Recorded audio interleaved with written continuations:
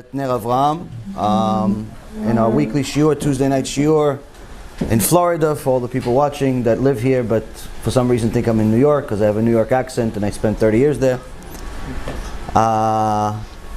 We have our Tuesday night shiur to our Igeret Ramban. Tonight's shiur will be for Refuah Shlema for David ben Nesriya, Doris bat Jora, Rabbi Ephraim ben Shulamit, Rabbanit Sarah bat Anat, Levana bat Sarah, Batya bat Sarah, Yochevet bat Batya, Esther bat Tzipora, Levi Mordechai ben Rivka,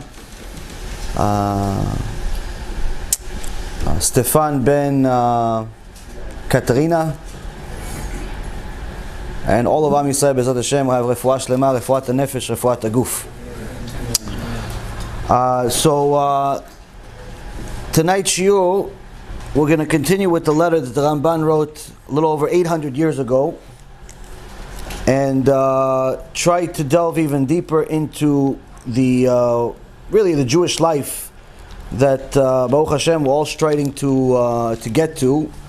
Our shiur on Sunday, Baruch Hashem, has had fantastic feedback. Some of the long-time listeners really it hit home with them. You know, when somebody new, Baruch Hashem, we have new people watching the shiurim all the time. They watch the shiurim, they're very excited, they make very nice comments, and it's obviously always appreciated. Anyone that makes a good comment on the shiurim, presses like, shares the lecture, subscribes, does all of that, it helps the channel grow, it helps Am Yisrael learn more Torah, it encourages other people to watch also. Because the Yetzer Hara tells you, shows you, hey listen, this shiur is 2.5 hours, who has time? Watch a clip, 5 minutes, it's enough. So when someone writes a nice comment or shares it with other people with a description, this really motivated me, that helps a lot. And that happens a lot, Baruch Hashem, from people that are new. And Baruch Hashem, there's a lot of new people all the time watching the shiurim. There are somewhere in the neighborhood of about a little over 2 million, maybe even 2.5 million at this point. 2.5 million minutes per month that people are watching our shiurim just on one of the channels. I don't know the total of all the channels. Baruch Hashem, it's a lot more than that. So you could just imagine how much Torah is being shared around the world from everywhere. People right now are watching in the Philippines, in Morocco, in Australia, in the United States, obviously, in Israel, all over the world, Baruch Hashem, people are watching, and there's always new ones that are being added. But what's really exciting is when someone that's already been watching and learning already for a few years makes a comment like, this was it, this was the best one. And it's not, sometimes people say this is the best one all the time, and it's nice, but when someone that doesn't necessarily usually always make comments, or perhaps someone that's been watching for a long time says this shiur hit the spot for me, this one was the best one, that's really inspiring for me, because it shows that Baruch Hashem, the Torah continues to grow, not only with the teacher but also with the student, and vice versa. And a lot of people actually said that about the shiur that we made on Sunday. So for anyone who hasn't watched it, it's called Building a Jewish Home, and it addresses a problem that all of us have and continue to face on a daily basis of what does a Jewish home actually look like. And really the Jewish home begins with you, begins with your own mind, begins with your own heart. Where's your heart? Where's your mind? That's really the Jewish home. You are the Jewish home. The Gemara says that there's a couple of names for the wife. And one of them is bait. Bait. Why bait? It says because the wife's main responsibility is to build the bait, to build a home. If the wife is on board with Torah and mitzvot, then the husband and the kids have pretty much a ticket to Gan Eden. Why? Because if a wife is on board, by being modest herself, by following Torah herself, by sending her husband to go learn Torah, by sending the kids to learn Torah, and she's not one of these women that wants to go shopping instead of going to Shiur Torah. She's not one of those women that wants to have a television to watch soap opera, but she wants to watch Shiur Torah. She's supportive of it, not theoretically, but in reality. then the husband got the gift of all gifts. He should simply kiss her feet and her hands every day just because of that. Even if she doesn't clean, doesn't cook, doesn't do nothing. If she sends the kids and the husband to go learn Torah, and she keeps the husband from sinning, the Gemara says this is an Eshet Chayil. This is the ideal woman. What about cooking, cleaning, everything else? Gemara says that's extra. That's extra. You have that, ooh, wow. You may not even have enough room for Gan Eden, because you're already living it here. The point is, Rabotai, is that to have a Jewish home, it's not about the neighborhood, it's not about the size of your house or the type of clothes that you wear, but rather it begins in your mind. In your mind, in your spouse's mind, and what you put into your children's mind. If you put the right things in there, good things will come out. If you don't, Hashem Yirachem. And that's this problem that we're dealing with everywhere, whether it's in the frum world, people that are already religious, but they're seeing that the next generation, that their kids are getting softer. Abba used to learn in the kollel, and the kids not so interested in the kollel. They're more interested in, right here, there's a couple of seats, or in the middle. The Abba used to learn every night, and the kid, once in a while, no, don't touch the camera, don't touch the camera. Actually, switch chairs with him, he's the camera guy, switch chairs with him. So, the key is to, it would be too late if I didn't say anything. The key is to know that if a person has the right mentality, that mentality should be given to the kids. That mentality should be given to the spouse. That mentality should be given to everyone you surround yourself with. And the problem is that today we're seeing that at some point along the line, even in the frum world, we skipped a beat. We messed up at some point, where the kids, even if the father and the mother were frum, sometimes there's going to be a home where one of the kids, or two, or Shem Rechem even more, don't really want the same thing that Abba and Ima have. They don't want the frum life. They want the money life. They want something else. Now, surprisingly, this is the identical problem that the secular world has when the parents want to do tshuva. Parents want to change everything. They live the lie of shekel. They don't want to, they don't want to continue living a secular life because they're seeing that their kids are not exactly turning out to be what they wanted them to be, and they want to change. And they see that sometimes the kids don't jump on board right away. The kids still want to continue playing video games all day. The kids continue wanting to do other things. It's not really the fault of the kids. That's all they learned until now. Sometimes you have the issue between a couple where the husband or the wife wants to do tshuva and the other doesn't want to do it, wants to stay in there. Needless to say, this also happens in a conversion world when someone wants to convert but the other spouse is not ready. Either they want to remain a Noahide or they perhaps don't want to convert at all. The point is that this problem is a recurring issue and it's the same exact thing everywhere. And one of the reasons for it, which we discussed on Sunday, is that a person needs to know for themselves that it all begins with your own mentality. If you understand what Torah is, eventually the world around you will change. If you don't, it won't change. So that means if you understand that the Torah is not a suggestion from HaKadosh Baruch Hu, but rather an obligation. If it was a suggestion, you would say, these are the 10 suggestions that you should live by. But instead, he says, these are the 10 commandments. That if you live by them, you will live. And if you don't, Hashem Yirachem, you will die. Meaning, there's a huge gap between these two things. Suggestion, you can do it or not, no big deal. You can go to the store, you don't have to go to the store. You can go to work, you don't have to go to work. The other one, commandment, says, listen, if you don't go, I'm going to kill you. That's not a suggestion. If a person, in their own mentality, and in the way that they appreciate the Torah, value the Torah, serve HaKadosh Baruch Hu, and learn His Torah that way, the world around them will see, the world around her will see that she is living for the sake of Torah. everything else comes secondary, that world will eventually change. People will stop asking you to go to the movies. They will stop asking you to go to play video games. They will stop asking you to do things that are against your lifestyle. So how come they ask so many people? What, they don't have anybody else to ask? How come they ask you, Dafka? Because they see, and their Yetzirah sees, that in reality you haven't committed 100% yet. You still want to enjoy a little bit of the Yetzirah world. You still want to be a little bit into that world. So they know it's like, he's not playing, but he likes it. He's watching. He's not going, but he wants to go. He's not looking, but he's peeking once in a while. He's not staring, but he's peeking. He's peeking. He's not dating her, but he always says, wow, she looked pretty today. The Yetzirah knows this. And the Yetzirah knows people also knows this. And so long as we have that mentality, we're treating the Torah as if it's a suggestion and not a commandment.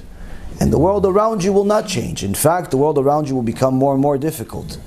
And you'll be living in two lives, living in two worlds, 1 foot in, 1 foot out.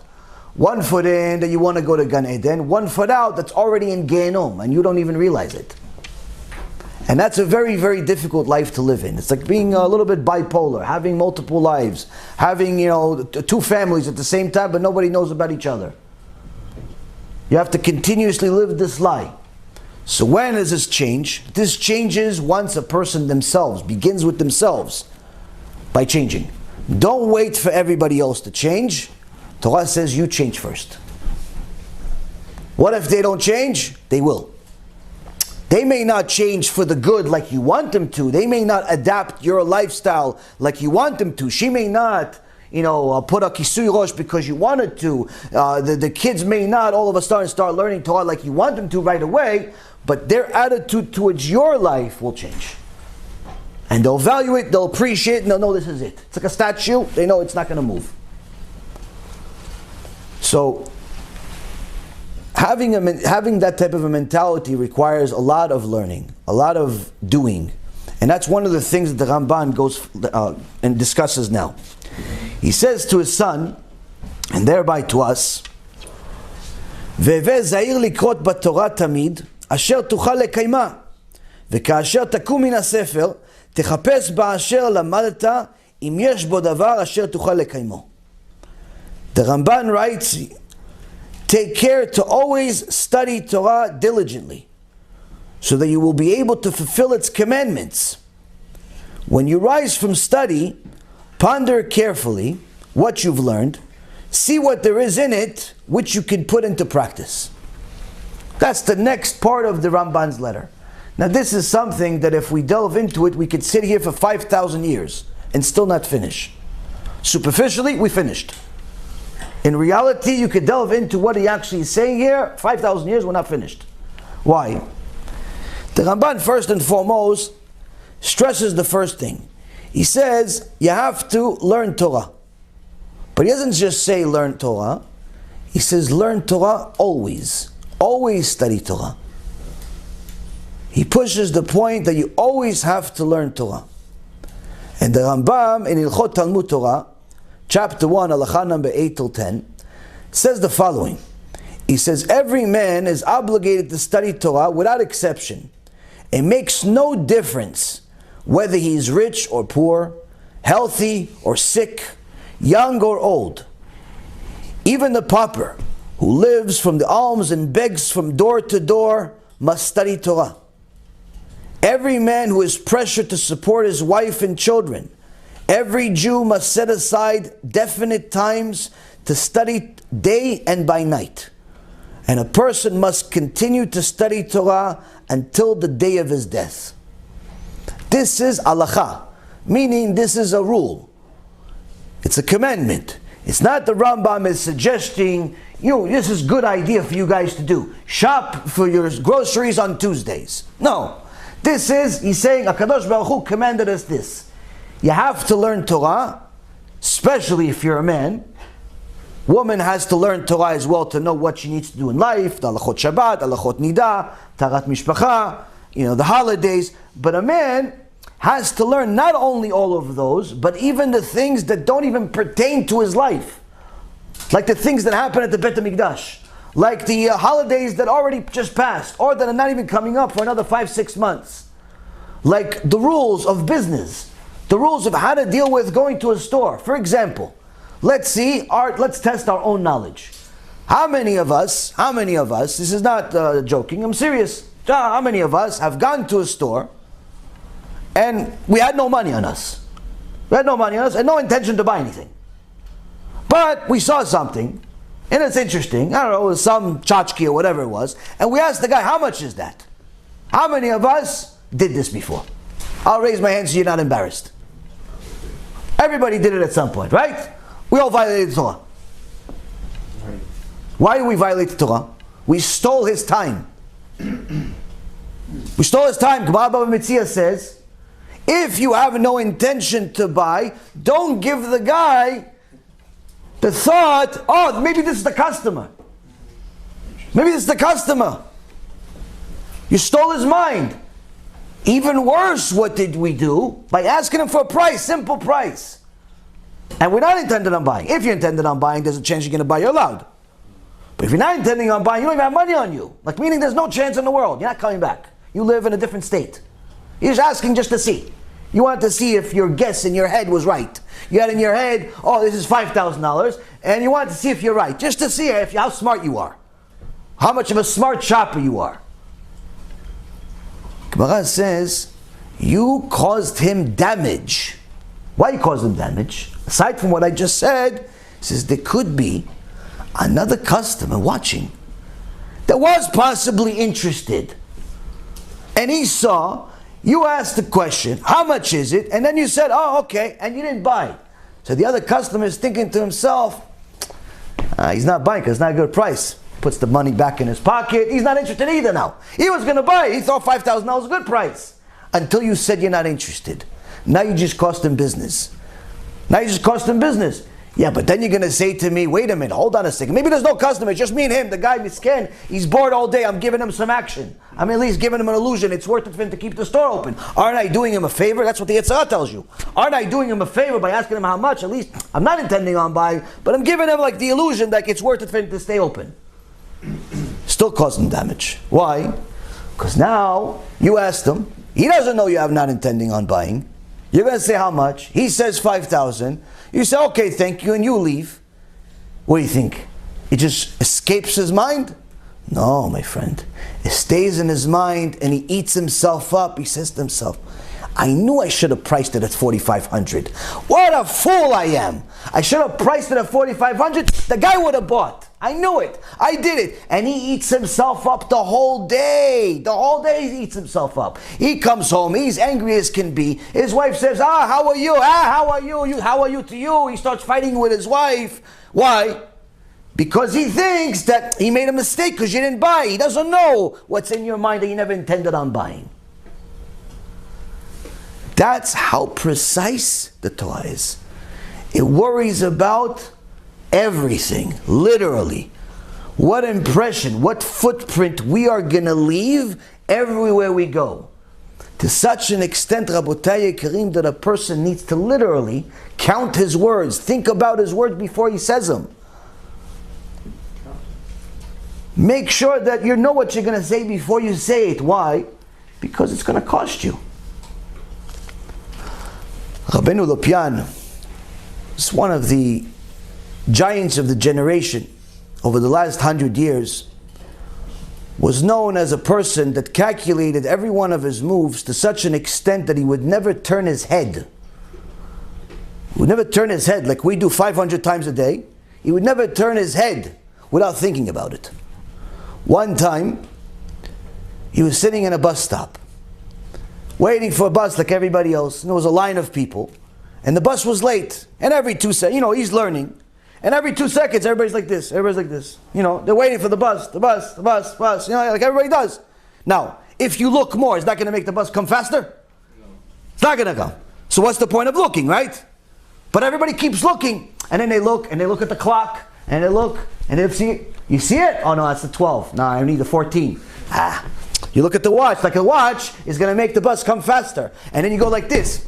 And then you start walking to the stop, walking back and forth. Maybe that's going to make it come faster, but nothing's going to change. So Rabbeinu Lapiyam is not like the rest of the food. He's not looking. But then one time, it was a while, and everyone's looking, and he caught himself looking. Once. He just picked his head up, he looked just to see, maybe the bus is coming. He was so upset with himself. He wrote about this. He was so upset with himself that one time in his life, I'm not talking about every day of his life, one time in his life, he looked. He said, what a waste. What a waste. Alvay alenu, that we calculate our moves that way. Now, when a person understands that his obligation to learn Torah is not only to his own favor, but it's also to his own survival, where the only way to be an ethical, decent human being is by knowing God's law. Knowing everything, because obviously until about 5 minutes ago, none of us thought of it as being such a big deal, asking the guy, how much is this thing, even if we don't want to buy. But now that we've discovered at least 3 different obstacles that it causes, how many of us by a raise of hands are going to continue asking people, how much is it? Nobody's going to do it. At least they're not going to admit it openly, because then you're going to feel like, what's wrong with you? But the reality is, you're not going to do it. At least you're going to try not to do it. At the worst case scenario, the next time you do it accidentally, you're going to think, oh, you know what? I'm sorry, don't even ask me. Because you're going to think, oh, I said it because that's my nature, but you know what? I'm sorry. You're going to feel bad about it. Why? Because now you realize, wait a minute, I could have caused this guy damage. You're going to think about it twice. The Torah is something that's going to teach you this stuff. And every single other thing you can possibly imagine. All of the wisdoms that exist in the world are inside the Torah. There are different types of wisdoms, all types of sciences and philosophies, medicinal, etc. All types of wisdoms. Every wisdom that exists is inside the Torah. To such an extent that the sages, even in recent years, like the Chazon Ish, was an Ish Kodesh, never went to medical school. Never went to medical school. Never went to Chas v'Shalom college. Spoke against it. When they asked him, oh, are the kids allowed to go to the army in Eretz Yisrael? The girls?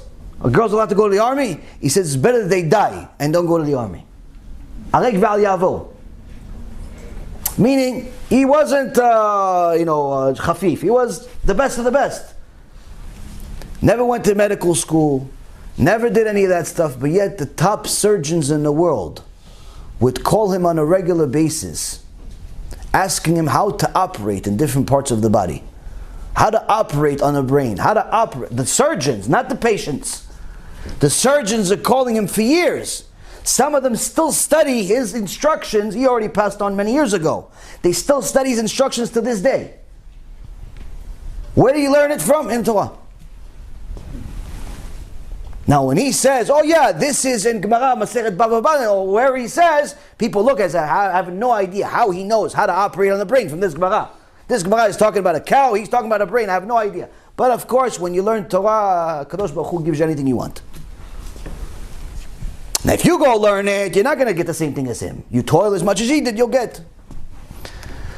The point is that the Torah says in Mishnah Pirkei Avot, "Afoch ba ve'afoch ba dekula ba."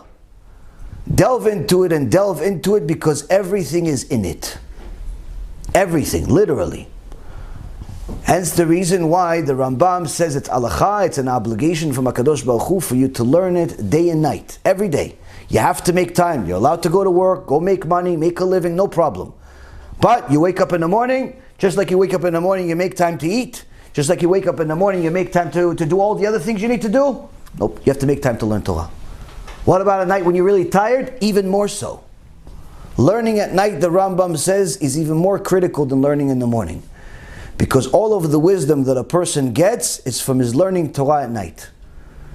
And he writes, if it wasn't for the obligation from the Torah to learn Torah day and night, we would only learn at night and never sleep. We'd sleep during the day. But since the Torah says, Im lo briti yomam v'alayla, chukot shamayim v'aretz lo samti, Torah says, if not for my covenant being learned day and night, the rules of the world will cease to exist. Meaning, HaKadosh Baruch Hu says, if someone is not learning Torah in the world 24 hours a day, there has to be somebody learning Torah, immediately the world ceases to exist. No Mabul, no flood, just disappears. That's why the Rabbi Chaim Vital used to have a yeshiva. He was the Talmid of the Arizal. His yeshiva, he would have Talmidim learning 24 hours a day. He would have shifts. There's the morning shift and there's the night shift. Morning shift, night shift. When these guys are sleeping, the other guys are learning. Why? His argument was, we don't know what's happening in the rest of the world. We don't know, maybe we're the only ones that are learning Torah. If we don't learn Torah, the whole world's going to explode. So we have to hold up the world. This is also, Chachamim say, this is also the reason why Kadosh Baruch Hu created the world in such a way where there's a time zones. If you really think about it, what's the point of time zones? Why did Kadosh Baruch Hu create time zones? Why is it now, 9, 10 o'clock here, but in Eretz Yisrael it's 7 hours forward? It's 4 o'clock in the morning. Why can't the sun rise and set the same everywhere? It's hard for Hashem. You can explain all of the physical reasons. No, because it's around, and because the sun, and it rotates. Good for you with those explanations. Go to science class, give them a class. Reality, tachlis, what's the point? If HaKadosh Baruch Hu could create the whole thing, he could create a system where the sun rises the same for everyone, the sun sets for everyone. In fact, it seems easier. So why does the sun set here and over there rises, and it rises here and over there it sets? Why is it 17-hour difference in Australia? Pretty much a different day. I used to have a client when I was on Wall Street. I used to have a client that half the year, or a little more than half the year, would spend in Australia. So I knew during that time of the year, I could only start talking to him at 4 o'clock in the afternoon. Why? That's when he woke up. But that's not, he didn't wake up at 4 o'clock in the afternoon. Over there was morning. Over there was morning. So what's the point of all that? What do you think, it's for the stock market? No. It's because the HaKadosh Baruch Hu wanted to make sure that there's always going to be somebody studying Torah 24 hours a day. You're sleeping here, and Eretz Yisrael they're already learning Torah. They're sleeping over there. Someone in the world, in Europe, in America, and in anywhere, is learning Torah. Why? To give the world the fuel it needs to survive. Because if not for that, Hashem says, the whole world ceases to exist. No warning. Now, the Rambam writes further, in chapter 3 of Ilchot Talmud Torah, that no matter what a person's intellectual abilities are, the only way that he will ever succeed in truly learning Torah is with mesirut nefesh, sacrifice. Meaning, it doesn't matter what your beginning IQ is.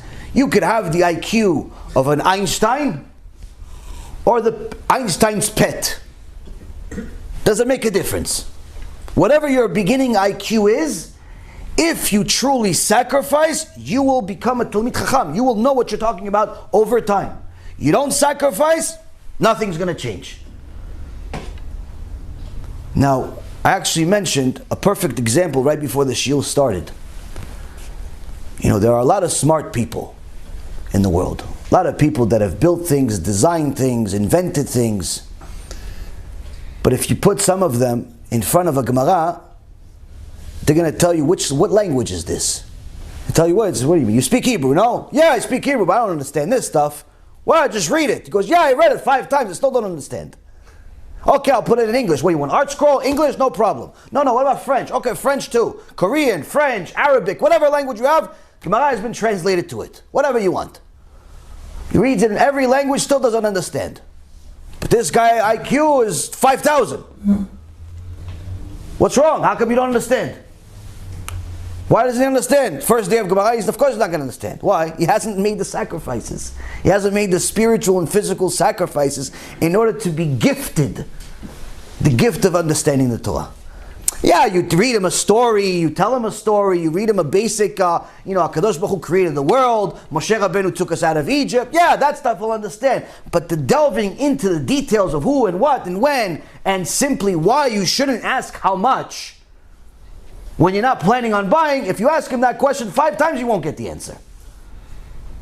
He doesn't have that brain, he doesn't have that wiring yet. On the other hand, you could have a kid like this young man in Eretz Yisrael that was born with Down syndrome. Now, he was interviewed with Rav Ephraim's father, Rav Chaim Kachlon. Rav Chaim Kachlon is not only a Talmid Chacham, but he's truly a tzaddik. And I'm not saying it because he's related to me or related to Rav Ephraim. He's just one of those people that, if he's one of the 36, I wouldn't be surprised. He's just one of those people that's truly an unbelievable human being. And this was just a small example of what Torah can do. Now in this interview, he's interviewed this boy, he's a man now, in his 20s, probably I think 22, 24, something like that. He's interviewed next to his mom, his adopted mom. His mom adopted him. And they ask her, how was he born? When you first saw him, you first met this boy, how did you see? She said he was the worst kind. The Down syndrome that he had was the worst kind. His tongue was out, the eyes weren't looking, he wasn't able to walk. Worst. We're not talking about, some people, there's conditions. Some are, they're relatively normal, they just look different. Some are look and act and everything's different. She said, this boy, I saw him, I said, I have to help him. Now his mom, God bless her, she's invested her whole life to helping this young kid. She took him to all types of rabbis and all types of activities and all types of physical therapy and so on and so forth.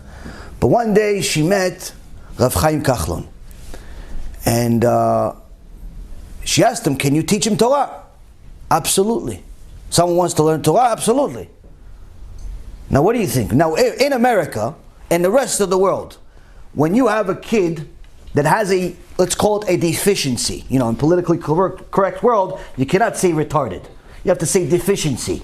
You cannot say someone is disabled. You have to say he's, special treatment, whatever they call it.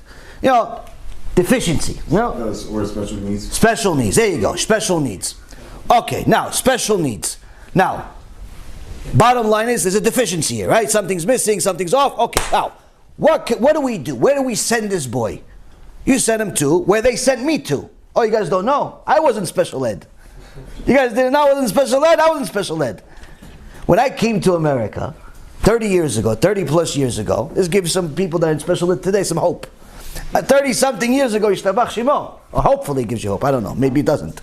Over 30 years ago, I didn't speak English. I spoke the first 3 letters of the alphabet. Why? I saw it in the cereal box. And someone told me that's A, that's B, that's C. I said, Yishtabach Shemo. Okay, I know the alphabet. And then I found out there's a lot of more letters. One time, after 6 months of being 5th grade class, the teacher asked the question. I understood what he said. He said, what animal has the best vision? And that's something I knew. Eagle. But I didn't know how to say eagle. So I said, Nesher. And the teacher's like, what's the Israeli kid saying? So one other kid that's been, Israeli says, oh, he's saying eagle. The teacher was looking, he's like, wow, how'd you know that? I don't know, I knew it. It's like, they thought I was a mute, I was retarded, they didn't think because I didn't speak. I was in ESL class. Now, when you're a kid, 10 years old, you catch on quick to a new language. So after the first year, I already caught on to the language, and I passed the ESL test. But because the public school system is retarded itself, they think that just because English is your second language, your brain is a second language too. Your brain is second degree. They don't realize that the rest of the world doesn't speak English always. They speak other languages: Hebrew, Chinese, Arabic, Spanish, Italian, there's other languages. So what do? Instead of sending me to a regular class, they send me to special ed. So my classmates were like 30 years old, and I'm 11. And I see the guy has a beard. I said, Ishtabach Shimo, what happened to this guy? How is he still in my class? Is he the teacher? Is he a student? He has a beard. One girl was like 9 feet tall, this giant. I said, wow, well, they make giants in this school. I never saw such big people. I didn't know that they were all like literally 17 years old, still in 2nd grade or 5th grade. So anyway, I was in special ed for a little while. Why? Because they thought I was deficient. And little by little, I got myself out of this hellhole, but it took me 2 years. It took me 2 years to convince the schooling system to get me out of this place. The teachers eventually fought for me because they said, listen, he doesn't belong here. The test is too easy for him. He already knows the answer before we give him the question. Why is he here? It's like, oh, well, he's special ed. What's special about him? He knows the answers? He goes, no, he doesn't speak English. He goes, he speaks English better than you. So eventually I got out of it. I got to, better classes. But the point is that sometimes there's special needs. So what am I trying to get to you?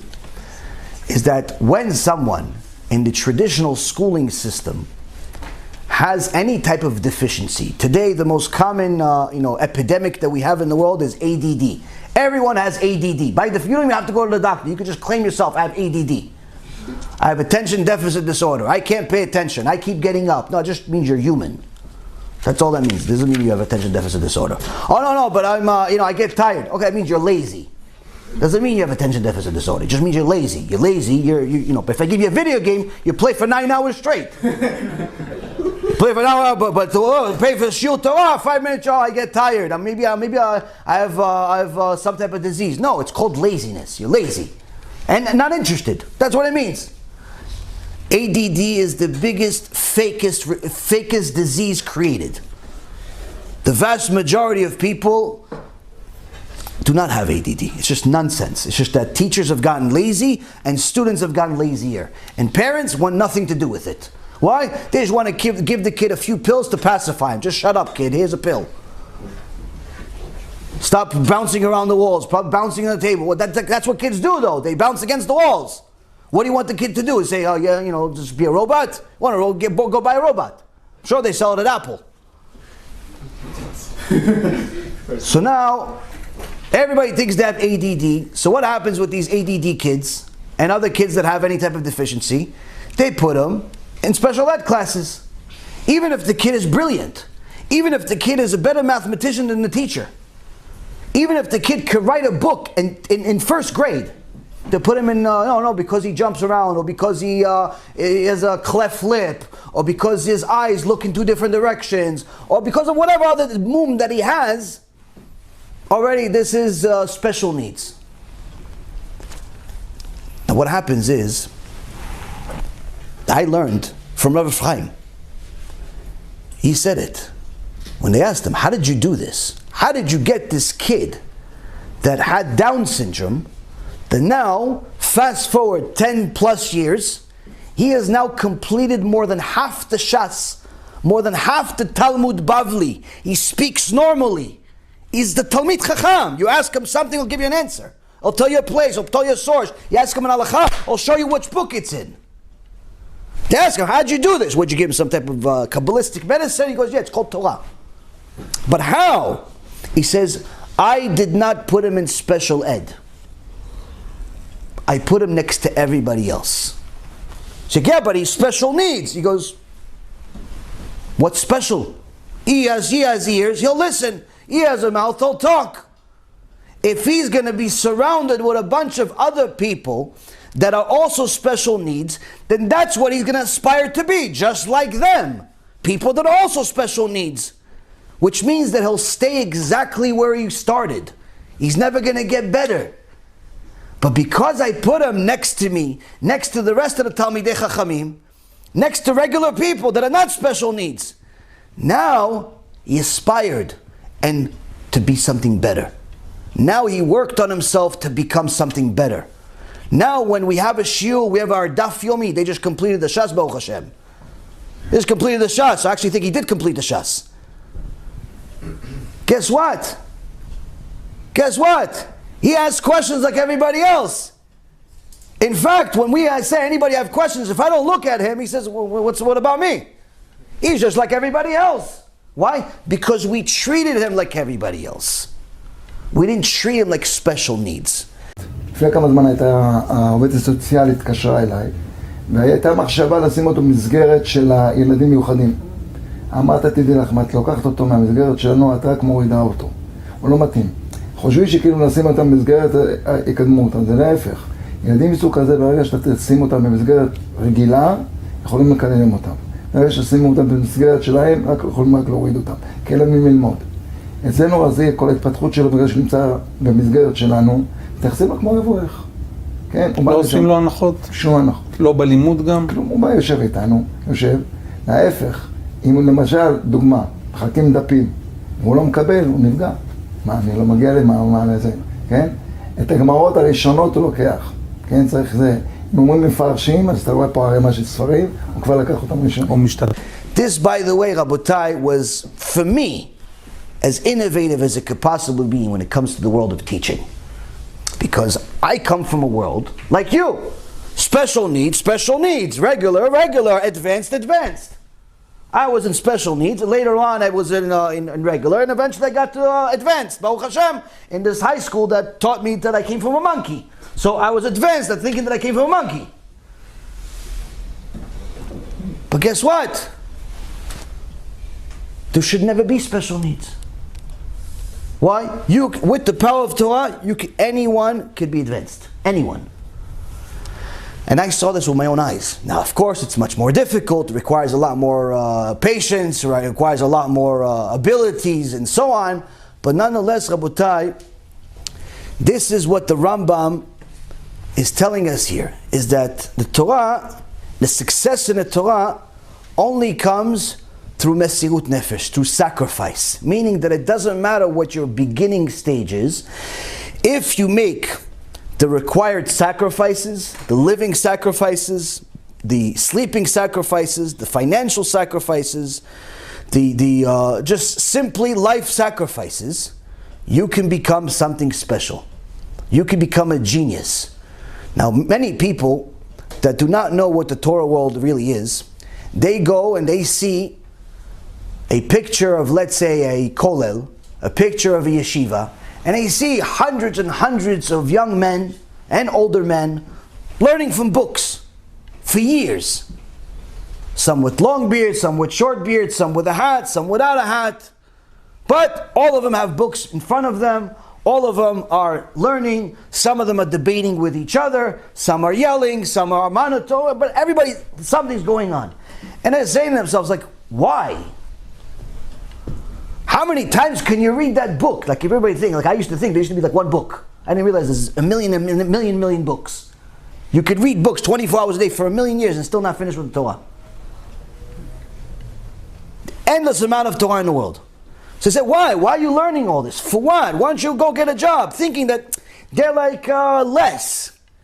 Once you actually meet these people, you find that many of them are pure geniuses. Geniuses to the extent where they could literally reinvent the wheel. Geniuses that could build rockets. Geniuses that can and have done major things. One time, I remember the first time I was exposed to the Torah world almost 20 years ago. I was in Muncie. I was 17 years old. And I went there to learn for a couple of days. And one of the guys that I met, he told me, you know this guy? He is employee number 6 for Microsoft. He's like one of the founders, almost, of Microsoft. I said, what is he doing here? He says, this is where he is 24 hours a day. He quit Microsoft, he now learns Torah 24 hours a day.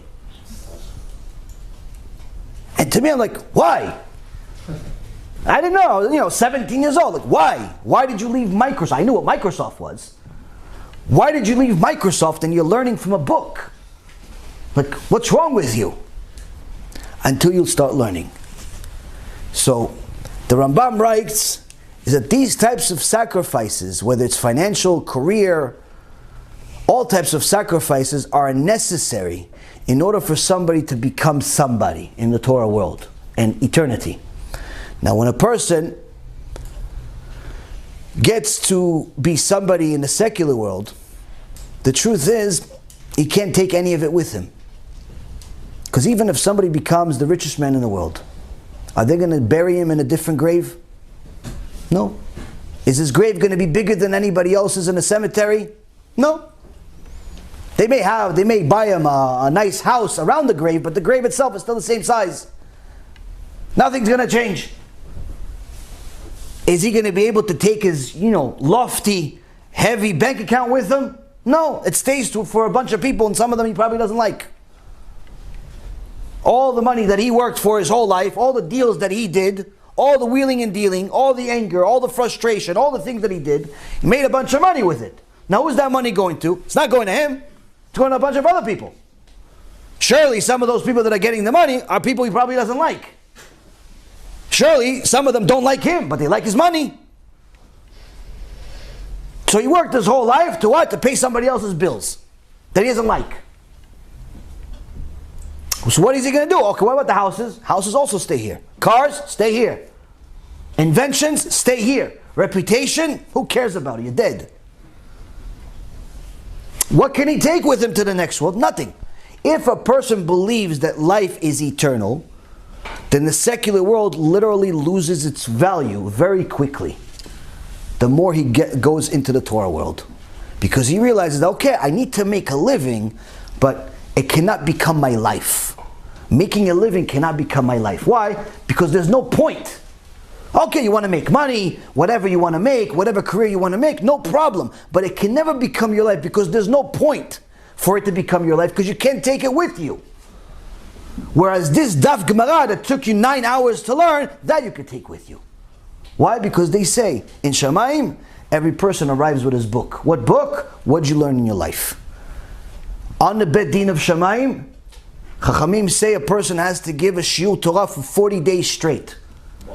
40 days straight. There's no breaks, by the way. But I'm giving you the low estimate. Some say it's 188 days. A Shiur Torah for 188 days. Go try. People are impressed that I'm able to give a Shiur Torah for 9 hours. On Hoshana Rabbah, Baruch Hashem, we've done it a few times already. I think 3-4 times, Baruch Hashem. Shiur Torah for 9 hours straight. People are impressed by it. They don't even realize there's not even a down payment of what you have to do in Shamayim. No breaks, no bathroom breaks, no snacks, no popcorn, no obesely, no nothing. 188 days straight. Now you can't give jokes. There's no jokes in Shamayim. That means you have to have an enormous amount of Torah. Now what happens if you run out of Torah after 2 hours? Do I have to tell you what happens if you run out of Torah after 2 hours? Yes, you come back. I have to tell you? You're the expert. You know what happens if you run out of Torah after 2 hours. You don't go to Gan Eden. There's another place. There's another place that, because the Torah is what? Torah is fire. It said, you didn't delve into the fire of Torah in the world, we'll delve into the fire somewhere else. So the rabbis taught, the Rambam writes, the rabbis taught that the Torah could only be fully comprehended by those who kill themselves over it. The Gemara in Masechet Brachot has Resh Lakish, the ultimate Baal Tshuva, who used to be a mafia boss. He says, if you want to learn Torah, you have to be willing to put your life on it. Meaning, somebody says, either die or either learn Torah and I'll kill you, or go to the Super Bowl and live. He says, kill me instead. Kill me, I'm not going to the Super Bowl. So Rambam writes, this is countless places in the Torah where a person must take pain not to interrupt his Torah study with frivolous conversation. As the sages said in the Mishnah in Avot, chapter 4, Mishnah number 11, whoever neglects Torah because of wealth will ultimately be forced to neglect it out of poverty. But whoever studies Torah despite poverty will ultimately fulfill it in wealth. One of the main problems that is constantly something we deal with people when you tell them you have to learn Torah every day is constantly the excuse that the Yetzer Hara puts in everybody's heads, like, yeah, but I got to work. When am I going to have time to learn Torah? I got to work. I wake up in the morning, I'll pray, and then I got to go to work. And then by the time I get home, I'm tired. So the Rambam writes, he says, listen, all those excuses are wonderful, but it's not going to hold any weight. Why? Because you have 24 hours in a day. If you really want to do something, you'll find a way to do it. You have 24 hours in a day. Somehow you found a way to do the remodeling on your house by yourself. Somehow you found a way to go to the movie you wanted to go to. Somehow you found a way to spend a couple hours with the guys at the bar. Somehow you found a way to go on a date. Somehow you found a way to go to a restaurant. Somehow you found a way to watch a show. Somehow you found a way to do a bunch of other things that you're not allowed to do. But you found a way to do it. So how come the one thing that you're supposed to do, you can't find a way to do it? Meaning, yeah, everybody works. You're not the first person in the world that ever worked. Everybody works since the beginning of time. Adam HaRishon was the first employee. HaKadosh Baruch Hu says, you want to make money, you have to sweat. Work is not only work, it's hard. Everybody works. You're not the only one.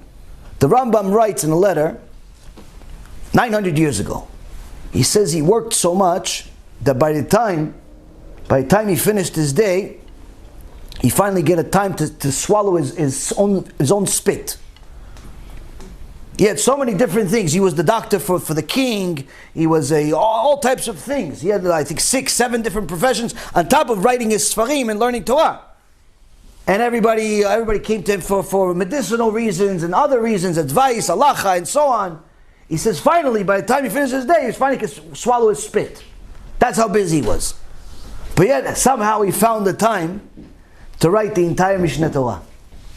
One of the foundations of our Torah in the world today. So a person that uses the excuse that I'm too busy to learn Torah because I work, and I want to make money, the Mishnah says, that neglect of Torah is not only not going to yield a person success, but in fact, whatever success they do get, they go on Wall Street, they make $100,000 a month. They go into the car business, they make $100,000 a month. They start a new app, they start a new technology company, they start making a few $1,000,000. All that money is not going to have bracha. It's not going to have the blessing. Why? Because it did not come in a blessed way. It came at the expense of the Torah. He didn't learn Torah. Which means that the Torah says that neglect will have a punishment in this world, which will mean that the person will go into poverty. Meaning all the money that he worked for, all the things that he did all those years, he's not going to enjoy the money. There's plenty of people that I know, myself included in the past, that made a fortune, but never had a blessing, never had bracha in the money. You're making, whether you made $100,000 a month or you made $1.5 million a month. At the end, somehow, you're out of money. All the money goes to a bunch of places you don't want to go to. It goes to the IRS, goes to medical bills, goes to your enemies, goes to debt, goes to a bunch of places you don't want it to go to. What does that mean? When you're working so hard, no matter what you do, you're not really enjoying the money. You know, you go on a vacation, you're sick 6 out of the 7 days. You buy a car, you hate it already a week later. The house, I don't really like it. I remember when I bought my own apartment, and somebody came to me, told me, listen, they're building the first apartment building on Wall Street. You know, back then, there used to be only commercial buildings. Somebody came to me and said, listen, they're turning the old House of Morgan, the old headquarters of JP Morgan, into a apartment building. Almost 40 stories. Why don't you look into it? I said, okay, sounds interesting. I'm renting all those years. Let me see, maybe I can buy a place. So they told me a place, a few $1,000,000. I said, no problem. Okay, bought. When is it going to be ready? All right, it'll be ready in a year from now or something like that, or 7 months later. I said, okay, no problem. Gave him the money. And off to the races. Now, all this time, 7 months, a year has passed. You know, I'm psyched up. I'm excited about this apartment. I got an apartment, 35th floor, 400 square foot balcony. The apartment itself is 2,000 square feet, which is bigger than most people's houses. Enormous, amazing apartment. The view is amazing. Amazing, right?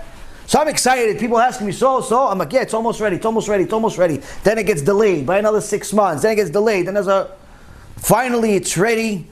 I show up to the place. Oh, you want to get a walk-in, you know, before you sign everything and finalize everything.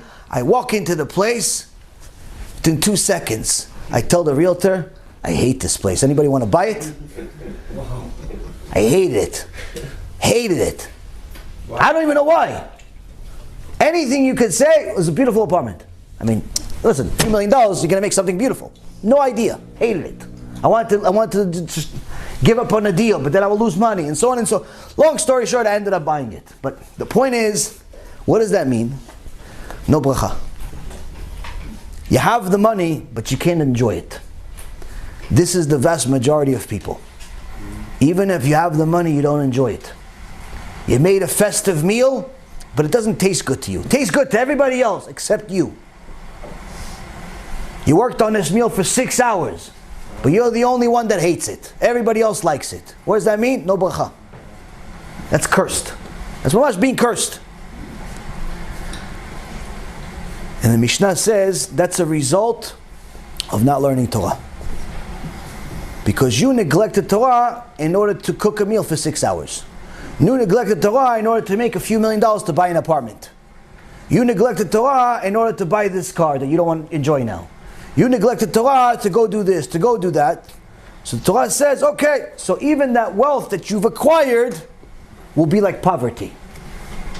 You may not actually go poor literally. You may keep the $100 million, but you won't enjoy it. You'll live like you're poor. Rabbeinu Yonah, in Sharet Shuvah, in chapter 3, 14th section, he writes that the mitzvah of learning Torah is the central mitzvah of the entire Torah. Meaning it's the foundation. And therefore it has higher stakes. Just like the punishment for neglecting learning Torah is harsh, so is the reward greater than all of the other mitzvot. If you learn Torah, you've pretty much bought yourself olam haba. If you learn Torah and follow it, obviously. But if you don't learn Torah, it doesn't matter what you do. Why? You're missing the ingredient. You're missing the key ingredient. There's many people that are what we call robots that keep Shabbat. You know, they keep Shabbat, or at least they think they are, but they don't learn Torah. You know, they sleep half the day, they go to shul, they eat chulent, they eat gefilte fish, they eat all types of food that somebody cooks for them. They hang out with a few guys. They'll even show up to the shiur at Beit Knesset, but they'll socialize the whole time. The rest of the week, business, business, business. Some of them are Hasidim, some of them are religious or Orthodox, some are modern Orthodox, some all types. But Torah, you ask them, come for a shiur Torah at 9 o'clock on a Tuesday? Nah, tired. Come to the movies, come to the basketball game? Yeah, no problem. Well, I'll pick you up. I'll pick you up. Says that neglecting the Torah has a very, very harsh punishment. It's a loss of this world and the next. Whereas learning Torah, a person that learns Torah seriously, gets both. Because if you ever meet anyone that knows a little bit of Torah, serious Torah, you'll see that they don't have the same mentality as everybody else. They don't walk around with the same stresses as everybody else. Although they may have similar issues, whether it be financial issues and kids and wife and husband and this and that. People have the same problems recurrently, health, all that stuff. But their mentality, their attitude towards life's problems is completely different. Their attitude towards losing a loved one, someone dies, Hashem Yilachem, very different. When you see someone, for example, that's not religious, lose a loved one, or even a friend, you start seeing them cry hysterical, going to a depression, start taking things, drugs, alcohol, lose themselves. But you see a Talmid Chacham, you see a Rav, you see a big tzaddik, lose somebody, yeah, they'll cry for a couple of days, but they never lose themselves. They go back to learning, they go back to their life. Not that as if it didn't happen. It happened. But they know that this life is simply a corridor. The real life only begins after this life. So they don't lose themselves. While the secular person or the non-Torah person thinks, oh, this is the end of this person. That's it. No. It's just the end of your relationship with them here. That's what the end is. But he continues, she continues. If she followed the Torah, he followed the Torah, you should be happy, they're in a better place.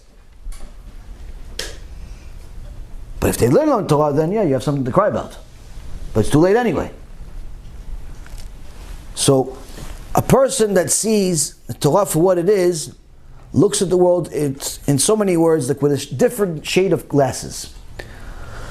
When the sisters of the wife of Rav Ovadia, alav Shalom, came to her when they first got married, they were so poor. Rav Ovadia and his wife were so poor, their entire house was a single room. Now I don't mean a single room, it was a bedroom, like one bedroom. Like people say, oh, how big is your house? Oh yeah, I have one bedroom. No, I mean like the whole house was one room. The bathroom was outside of the house. It's like public bathroom. There was no like, this is the room for the kitchen, this is the bedroom, this is, no. The whole thing was like one, just a square. And not exactly, a studio has a bathroom. A studio has a few closets. No, this is a room. The house. Their situation was so dire, so poor, that one time a Chacham came to meet Rav Ovadia. He wanted to discuss an halacha with him. And Rav Ovadia invited him in, and they sat on a table, similar to like a dinner table, and they started discussing Torah. And the Chacham said that he was very, there was nobody else there, and we were learning for a while, learning for an hour, hour and a half. And I was just wondering, I was getting late, where is Rav Ovadia's family? And then suddenly, I heard a cry, like a baby cry. And I looked, and there's no rooms. Like, where's the sound coming from? And then I realized the Rabbanit and the kids are under the table, waiting for us to finish. Because there's no other place for them to go. So she's waiting over there with the kids, under the table, until they finish learning Torah. Why? Because the Torah is primary thing for the world. Go ask a wife today to go do that. Good luck with that one. She'll put you and your friend under the table and maybe bury both of you with the table. Nice American wife. So now, Rabotai, when the Rabbanit sisters came to her and they said to her, why did you marry him? What are you going to eat? You have no food to eat. What are you going to eat? His books? What are you going to eat? Forget big house, small house, car, no car. No, eat food.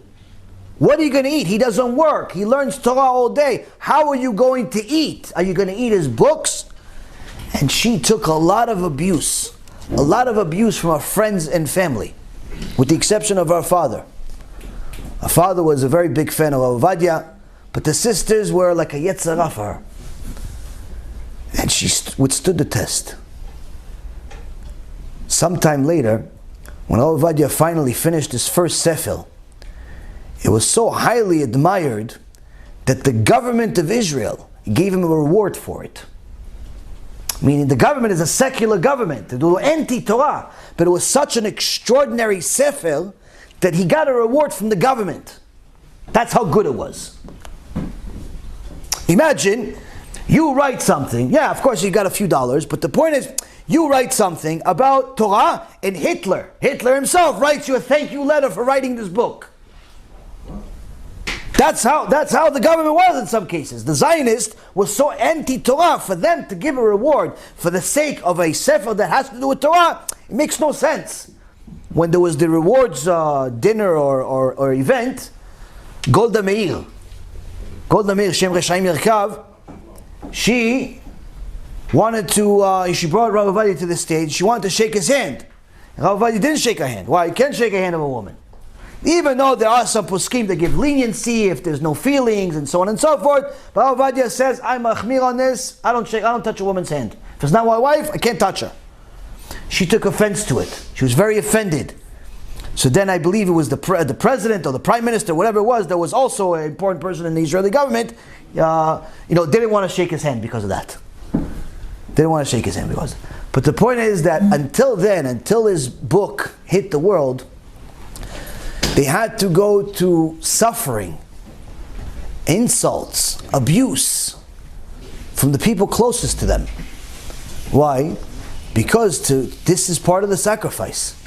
When you make tshuva, when you change your lifestyle, when you live a religious life the way you're supposed to, it doesn't mean that the world is going to agree with you. In fact, the world is going to disagree with you many times.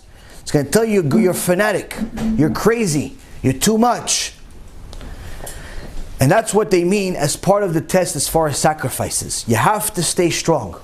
Even if everybody else tells you you're fanatic and you're crazy and everything, as long as HaKadosh Baruch Hu doesn't think you're fanatic, in a bad way, as long as HaKadosh Baruch Hu doesn't think that you're doing anything bad, that's all you should care about. Now, there was a time that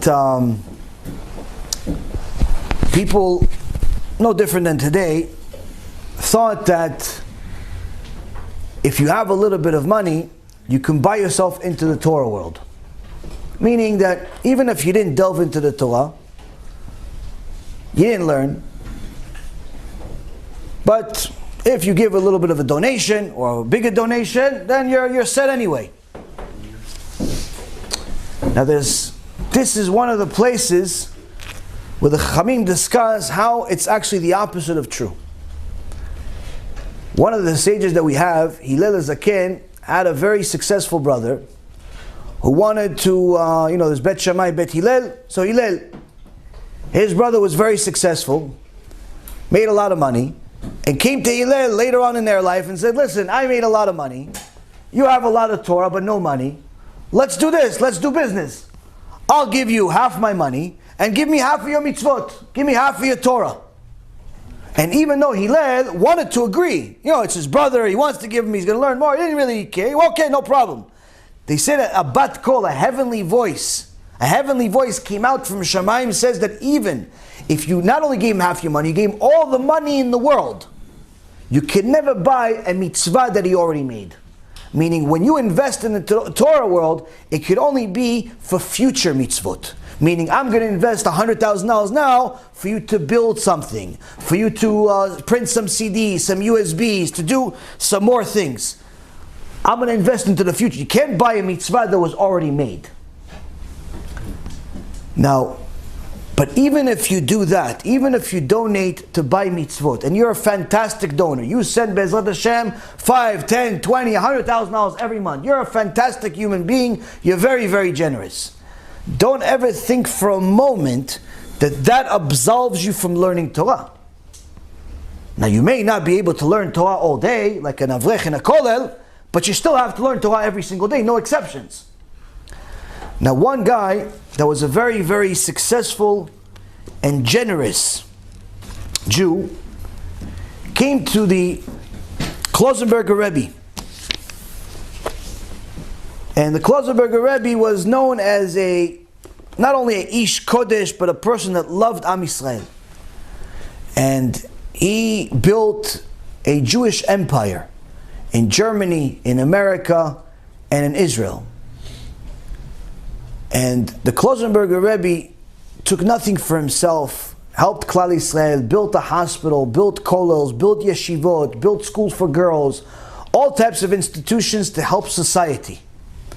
Not just a yeshiva with just people learning Torah, but literally even things to help the rest of the world, Jews and non-Jews. So the need for money was dear and constant. Now, there's just so many rich people. And it's not exactly easy to convince rich people to give. Unless you're making sins, then they give a lot. But one guy, one philanthropist, came to the Rebbe, they brought him to the Rebbe, and the Rebbe started talking to him. And he says to him, what do you do for a living?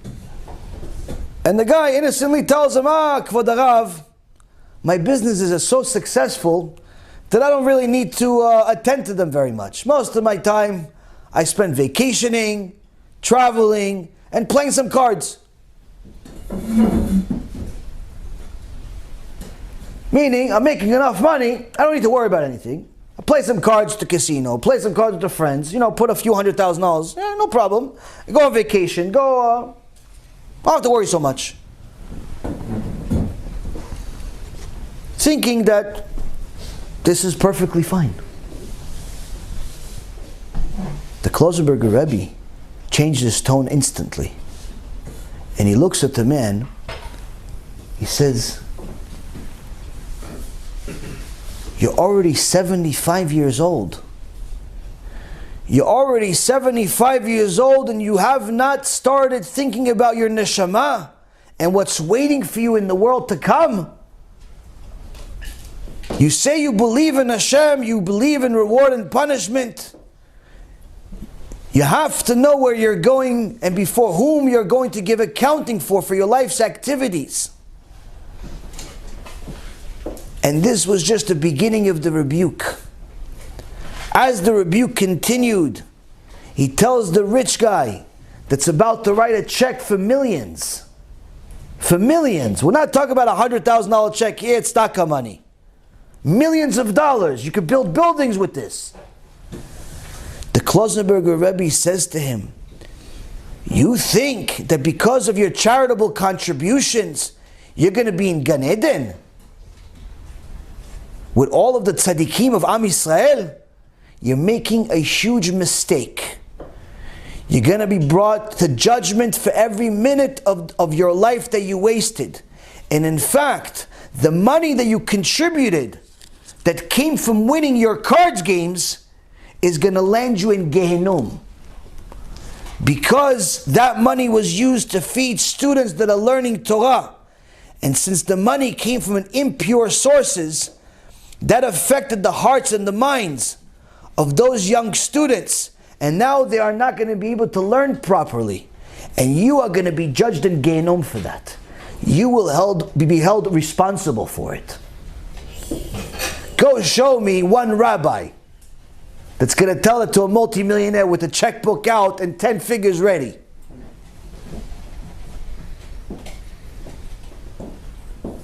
Rabotai, when you have emet, there is no, you can buy this emet for a certain price, you can ignore this emet for a certain price. Now his students were upset because the guy left angry, didn't give a penny, obviously. Never did anybody speak to him that way. Never did anybody publicly embarrass him that way. So he ran away with his big checkbook. And the Talmidim of the Rebbe were upset. Why? Because he couldn't build another building for the Rav. And he says to them, I don't fool myself that even after a rebuke like I just gave him, he's going to immediately change his ways. But if until now he was likely to end his life believing that he was going to go straight to Gan Eden, perhaps at least now there's going to be a chance that in the final moments of his life he's going to have the pangs of regret and do tshuva. And that arousal is worth more to me than all the money that we could have received from him. That's an ish emet. Page 222 of his bio of the Klosterberger Rebbe, Rab Halberstam. Now, when you do what you do to help Klal Yisrael, when you do what you do to help society, the world, there's no price for that. The problem is that people think there is, and that's partly because the leaders, whether they be rabbis or not, have given them that impression that if you're a donor, you can pretty much buy Gan Eden. Even though there are clear verses in the Torah that you cannot bribe God, you cannot buy God, you can't buy Torah, you can't bribe yourself into Gan Eden. Even if you donate, you still have to learn. Even if you're the biggest donor in the world, you still have to fulfill the mitzvot. There's no get out of jail free card when it comes to learning Torah. Now, many people learn Torah, Baruch Hashem. They watch our shiurim, they take some of the advice we give and they read some of the books we recommend, And sometimes they don't enjoy it. Sometimes the suffering in their life continues. They figure that as soon as they start learning Torah, putting on tefillin every day, keeping Shabbat, they figured life is going to change. Miraculously, okay, you weren't keeping anything, or you weren't keeping as much. You figure you start putting on tefillin, praying 3 times a day, you learn in the morning, you learn at night. You figure that, okay, that's enough, Hashem should miraculously fix all my problems. All of a sudden your heart doesn't hurt, and your arm doesn't hurt, and your head doesn't hurt, and the bank fills itself up without doing... All of a sudden everybody wants to hire you. That's what people figure out. And don't worry, I thought the same thing. You would think that your problems should just go away. Why? Because you're doing what God said. You're saying, God said, learn Torah, okay, you're learning. God said, keep mitzvot, you're keeping mitzvot. But yeah, your problems don't go away. In fact, many times, people do not enjoy their learning in the beginning. They hate it. It's torture for them. They see a lecture for 2 hours, like, why so long? Are you almost finished? Just started 5 minutes ago. We just completed the introduction. You want to read a book? Yeah, what book? Oh, here's that book. Oh, do you have anything smaller? You have a smaller book? You know, for like kids with pictures? Actually, we do. But you have to read more than one book. Now, sometimes people don't enjoy it. Question is why? Anybody want to volunteer and answer? Chavod. The question was why we don't want to enjoy reading the books, or why? Not why you don't want to. We simply, people don't. Sometimes people learn Torah and they don't enjoy it. Because they don't want to? No, they want. What do you mean? They're learning. Why would somebody not want to enjoy something if they're already doing it? It's like saying, I'm going to eat, but I don't want to enjoy my food. Why not? Don't eat then. Klipot. You have to elaborate. We're not Kabbalistic. Hold on. Go ahead. Go ahead. A lot of blockages. Blockages. It doesn't speak to them at first. It's like a small light. You can't really see in the beginning. You just keep going, and it gets bigger, and you start. Your first answer was better than the second answer. No?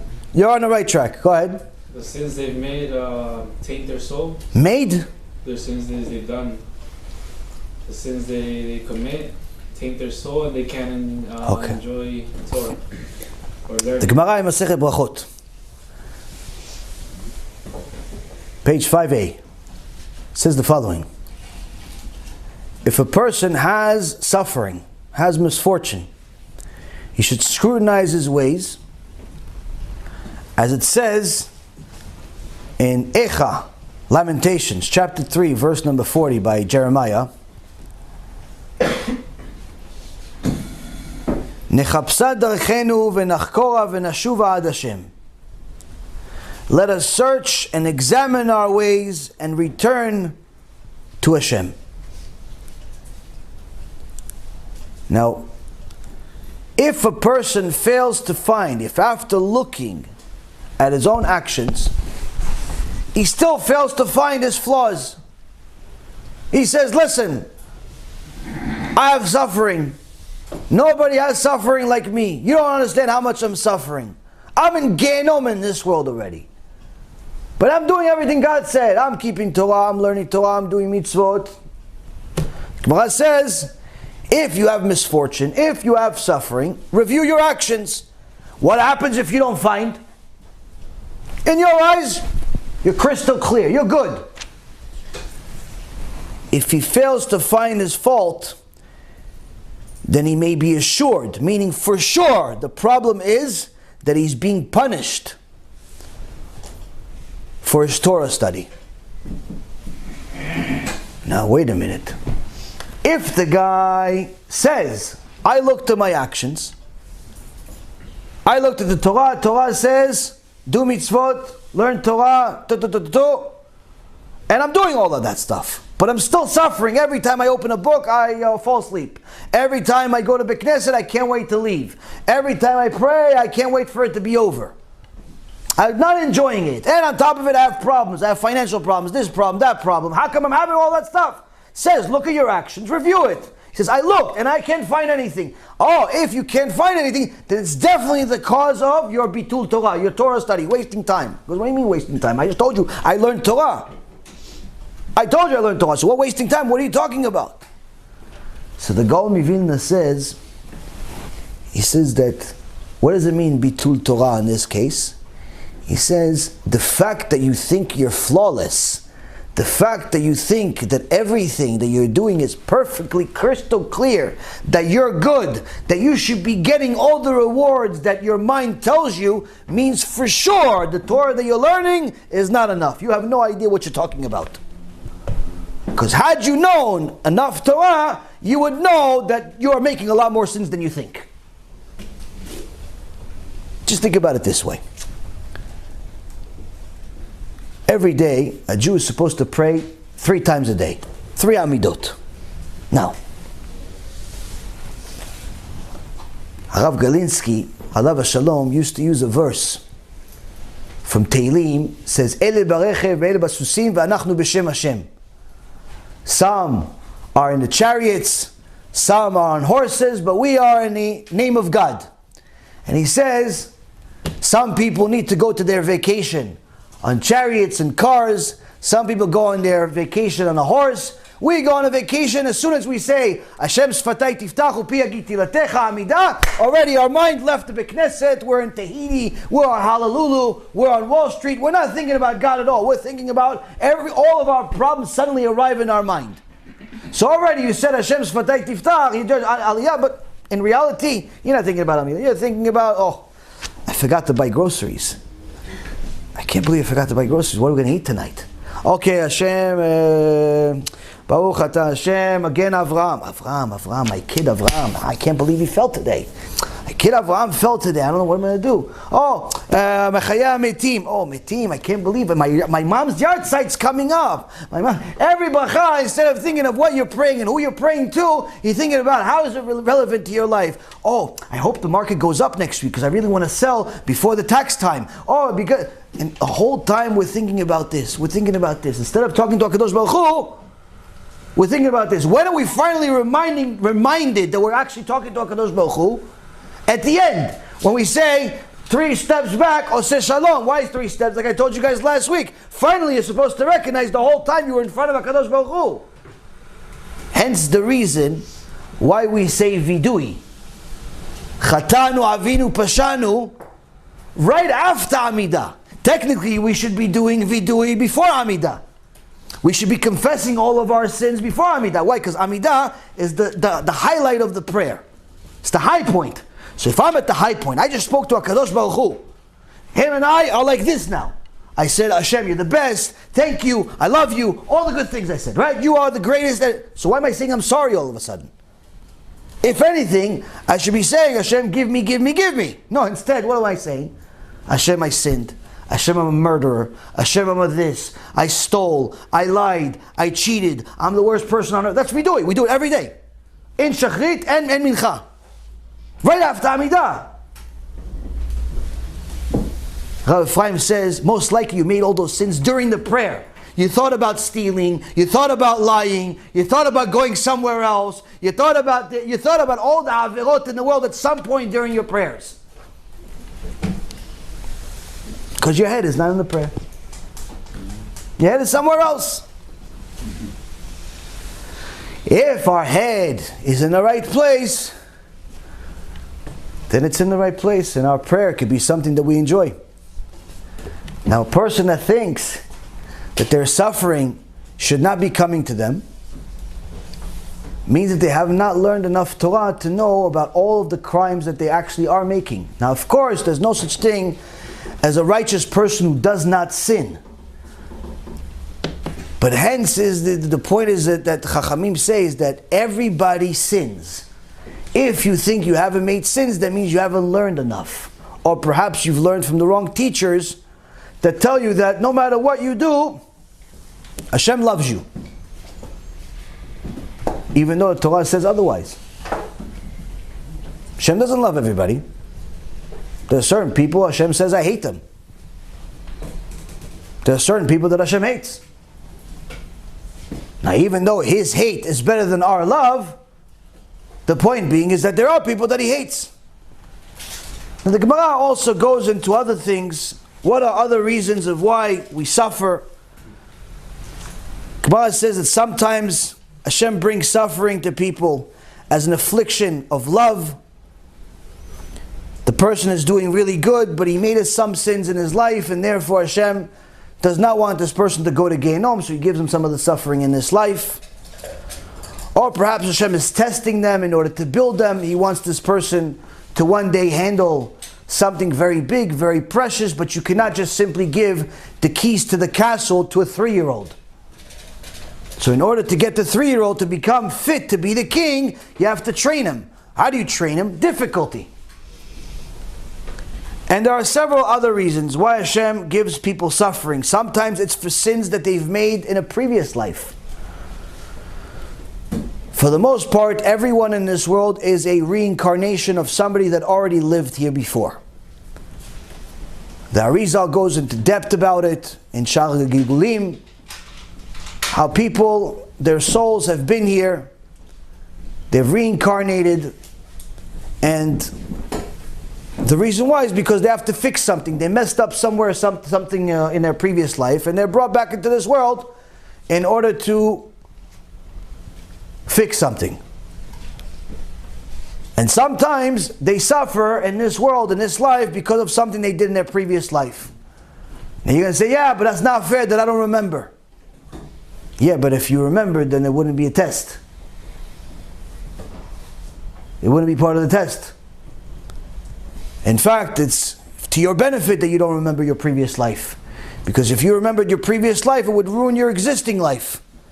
Because if suddenly you woke up in your mid-30s or 40s with the wife and 3 kids, and suddenly you remembered your previous life, you were married to a different woman, instantly your love for your wife decreases. Instantly your love for your children decreases. Instantly your value of your own life decreases. Why? Because you now are living in the past. Instantly you start feeling bad about things that happened but are no longer relevant. Like somebody's father died but in the previous incarnation. Why would you want to remember that? One of the greatest gifts that Hashem gave us is forgetfulness. So sometimes we suffer because of a previous life. Sometimes we suffer for our own protection. We're making a mistake. We made a wrong decision. We made a deal with somebody that Hashem knows is not a good person, and Hashem makes the deal go bad really quickly while it's still small, because He knows that if the deal goes good, you're going to do a bigger deal and lose a lot more. So sometimes you think, oh, I can't believe that I lost $5,000 on this deal. But Hashem knows that if you would have made money on this deal, you would have invested a lot more money and the guy would have stole it from you. Happened to me one time. One time I had a guy come to me and tell me, listen, I want to do these things. I need an investor to do these stores and malls. And at the time I had a lot of money. And I said, no problem, I'll do it with you. I already liked the guy. I liked the deal. I said, no problem, I'll do it with you. How much do you need? He said, oh, maybe 150, 200,000. I said, no problem. I got it for you whenever you're ready. So, okay. So I got this trip coming up. He tells me, can you spot me $5,000? I'll give it back to you later on. I said, no problem. I'm already thinking in my head, I'm going to give this guy a couple $100,000 in a month or two. What do I care about $5,000? I wrote the guy check $5,000 and said goodbye to both of them. And they disappeared. Never to return. Now, in the beginning, I said, I can't believe this guy stole $5,000 from me. How dare he steal $5,000 from me? But then I'm thinking to myself later on, and I said, Baruch Hashem that he stole $5,000 from me. Why? I was ready to give the guy $200,000. If he would have asked for $500,000, I would have given it to him. I liked him so much.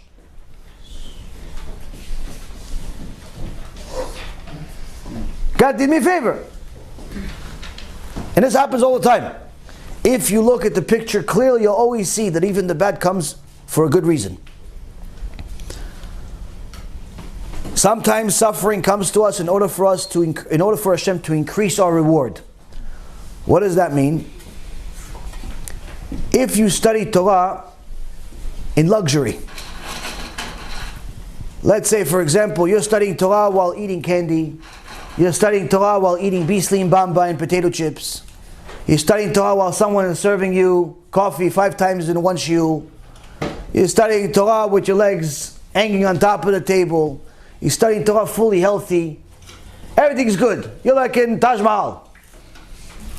All you need is somebody to take some feathers and do it for your feet, You're in perfect shape. And then there's a guy, every second he's in the shiur, he's in agony. His leg hurts, his arm hurts, he thinks he's having a heart attack. His head's about to explode, but he's going, and he's not giving up. And he's going to go through it, and his tooth hurts, and he's not giving up. And his wife is sending him messages that she can't stand this life, and and she hates everything, and he's doing, and he's going, and he's next to you. You're getting the little feathers on your feet, and this guy, misken, the poor guy, he's like, oh, I'm going. Hashem, I want this Torah. I want this Torah. Now, does anybody here actually think rationally that the reward for their Torah is the same? No. Not even close. The one guy with the bisli and the bamba, he's going to get some bisli and bamba as a reward. In comparison to the other guy that's going to get worlds. Worlds. Why? He studied Torah while eating bisli and bamba and enjoying this world and having a good time. So it's good, you studied, chazak u'baruch, you did good. But the other guy is dealing with agony and pain and still overcoming it. That shows you love Torah. So sometimes Hashem, when Hashem sees that you love His mitzvot, that you love His Torah, and He wants to reward you even more, He'll give you suffering. Why? He says, you're already doing it, you already love it, and I know that you're going to be able to withstand the test, so why not pay you more? Anyway, this life is maximum 70, 80, 90 years. Big deal. I'm going to give you more for eternity. Okay, so you suffer for an hour more. You suffer for a week more. You suffer for a month more. But the eternal reward, you're going to thank me for it. The other guy eating bisli bamba, not so much. But if they both go to Gan Eden, what's the difference? What could be more? They're both in Gan Eden out there. That's a good question. What's the difference between one Gan Eden and another? Same. Fantastic question. Now, just like Hashem is not limited in the things that He can do in this world, He can create something from nothing. He's the only one that can create something from nothing. We can innovate as human beings. You could take some water, put some coffee in it, and all of a sudden you have coffee. You could take some sugar and make it sweet coffee. You could take this coffee and somehow put some other chemical into it and it becomes gasoline or something. I don't know. You could innovate. You could take some pieces of metal, make it into some TV or into an iPad or some computer or build it into a building. You could take something that exists and innovate it into something else. Hashem can create something from nothing. He's the only one. Meaning that He's unlimited. He's not limited to time, meaning to Him, the past, the present, and the future are all the same. Whereas to us, the present is the only thing that we can understand. Barely even. We cannot really understand the past very much because it's beyond us. It's something that's already passed, so you don't usually remember everything that happened in the past unless you have an unnatural memory. The future is usually something that drives us to anxiety because we are always afraid of the future. And the present is something that we usually forget about because we're either living in the past or we're living in the future. To Hashem, it's all the same and He doesn't have anxiety. He's not limited to time. He's not limited to space. He's not limited in any way, shape, or form. Just like He's not limited in this world, He's not limited in the real world. Meaning that His ability to give you a reward does not have a limit. And your body here is limited. Which means that even if He wants to reward you in this world, you're limited. He is limited in essence in giving you the reward in this world because of your own physical appearance, your physical ability. Your body can just enjoy a certain amount. But once that body is eaten by the ground, and the real you, your neshama, leaves, goes to the next world, you are now not limited. So the amount of reward that He can give you is not limited. And not limited means that it could be, let's say, Gan Eden stage A, which is good, and then there's A plus, which is better, and there's A plus plus, which is better, and then there's different levels. And the Chachamim explain that even the lowest Gan Eden that exists is much, much better than anything this world could ever offer. But needless to say, the reason why, for example, the Gemara in Masechet Rosh Hashanah says that every year on Rosh Hashanah, Hashem opens the books of the living and the dead. Now, we can understand why He opens the books of the living. He looks at us, we're alive, Baruch Hashem, and He says, what did Yaron Reuven do this year? Oh, Yaron Reuven made some mitzvot, okay, so check here. Yaron Reuven made some sins, okay, check there. Okay, there's a reward for the mitzvot. The punishment we'll put on hold because he got some already, Baruch Hashem. And that's what he has, we're living. And the same thing for everybody else, right? So why does He open the book of the dead? They died already. Because He also checks them. He says, wait a minute, he died, but he left something behind. This chacham, this rabbi, this tzaddik, he left something behind. This wicked person left something behind. What did he leave behind? Now on one hand, the wicked guy, what did he leave? He left 2 kids that didn't know any Torah, any mitzvot, and both of them married goyim. So each time that they exist with their non-Jewish spouse, they're making a sin. Well, who's at fault? The father, the mother, they're at fault. So he says, your kids that are still alive made more sins. And in fact, they had kids with their non-Jewish spouse. That's even more sins. And those kids are making sins. Guess what? Not only are they going to get punished, but the parent that left this world, that actually caused this to happen, that sent him to public school, that sent him to play baseball instead of to learn Torah, that did all of that, he gets punished even further. On the other hand, if somebody did something good, for example, somebody died and left their inheritance, instead of for their kids to buy a 3rd house, he left their inheritance for more people to do tshuva. He donated to Be'ezrat Hashem. Now, we take the money, we invest it for people to do tshuva, CDs, USBs, movies, and so on and so forth. Free shiurim like today, all this costs money, it's employees. So now, they open the book. HaKadosh Baruch Hu opens the book. Says, let's see, he had $1 million left. Let's see what happened with this $1 million. I went to Be'ezrat Hashem. What did Be'ezrat Hashem do with this money? They got some CDs, they got some this, they got some that. Okay, so let's see what happened further. Look at these CDs. Another 100,000 Jews did tshuva. How many mitzvot did those 100,000 Jews make? Look, he made 5,000 a day. He made 1,000 a day. He made 100 a day. He did this, he did this. All of those mitzvot, where do they go? They go to the guy that died. HaKadosh Baruch Hu says, look what you have here. Look what you left in the world. The money that you left is now producing you dividends. So now you're in Gan Eden level 1. But that's not yours anymore. Why? Because you have 1 billion more mitzvot now than you had last year. We have to take you to level number 5. Level number 5 is nothing like level number 1. What is it like? Arav Shmuelevitz gave a description. He says, the fire, the Gemara in Masechet Brachot says that the fire in this world, the highest level of fire, let's say lava, is something that you cannot even stand next to without wearing some type of bodysuit or body armor of some kind. And the highest level of fire in this world is only 1/60th of the level of fire in Gehenom. So how do you compare this to? He says, if let's say you have 2 people, one guy is inside a fire, one guy is outside of a fire. He's just hanging out like us. He says the difference between them, the guy that's inside a fire, that's getting burned, Hashem Yachem, and the guy that's just hanging out healthy, sitting here on a nice comfortable chair, he says that difference is the difference between this world's fire and the fire in Gehenom, only the first level.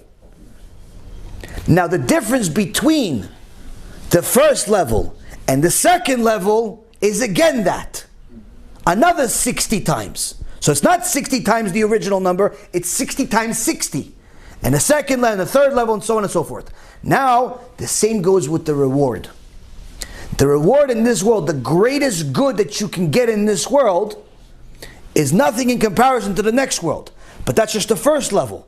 You go to the second level of Gan Eden, it's 60 times 60. Actually, in fact, when it comes to good, it's 500 times. There's a separation of 500-fold.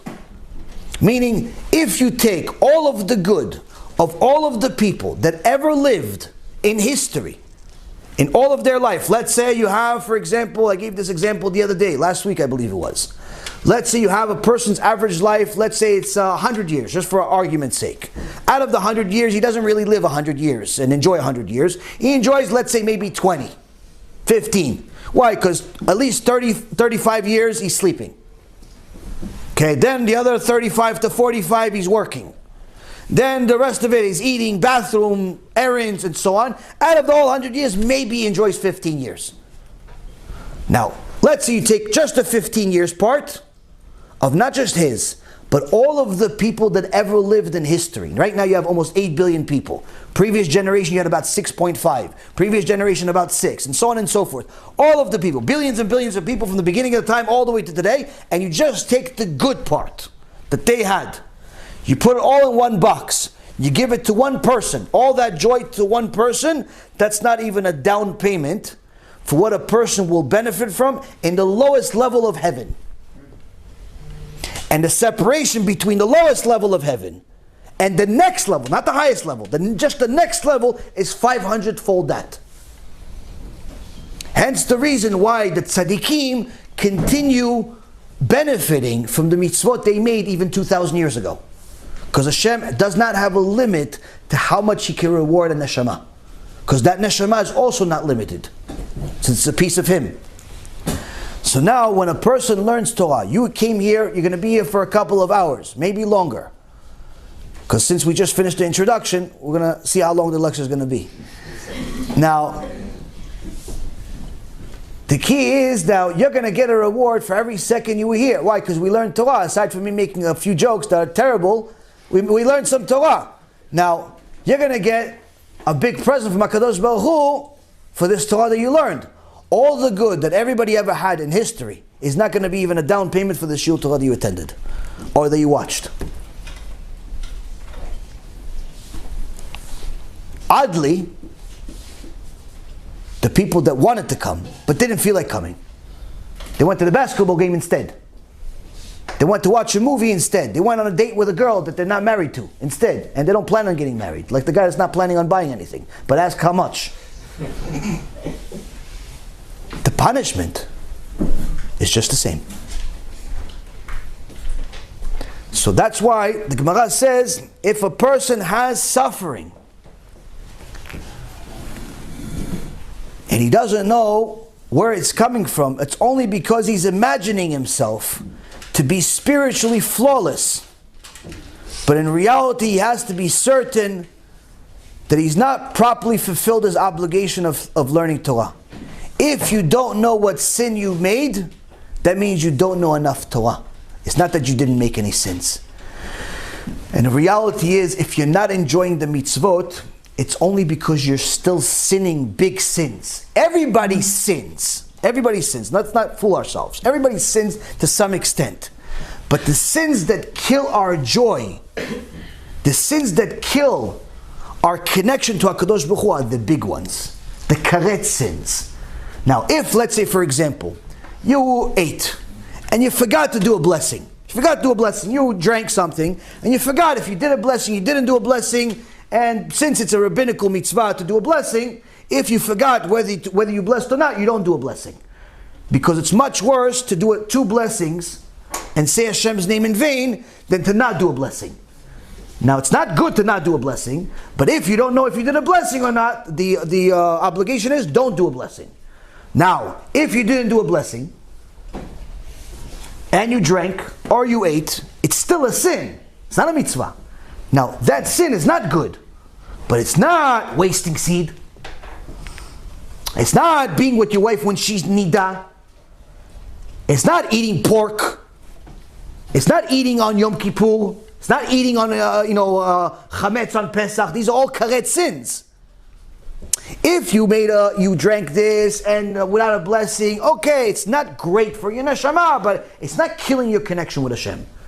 Bezrat Hashem, you do tshuva, say I'm sorry, be more careful next time, say the words out loud, break your blessing into 3, Baruch Atah Hashem, Elokeinu melech haolam, she'akol nהיה midvaro, borei minei mezonot, whatever it is. When you break your blessing into three, it gives the blessing more meaning. You look at the food, don't start chewing it before you bless. Don't be an animal, and so on and so forth. You're more careful with the blessing. You won't forget. But when it comes to doing tshuva for it, it's relatively easy to do tshuva for it.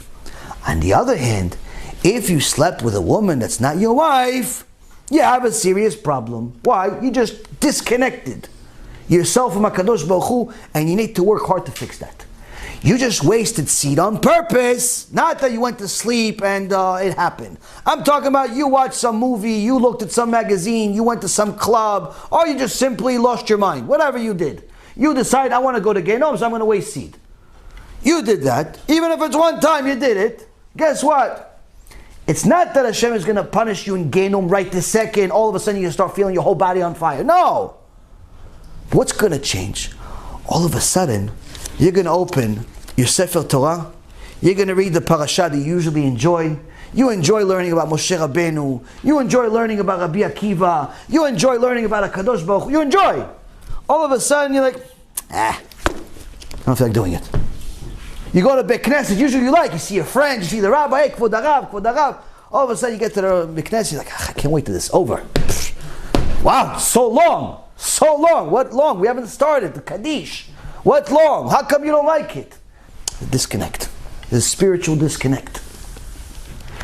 The reason why you're not enjoying the mitzvot is because you're still making big sins that are constantly disconnecting you.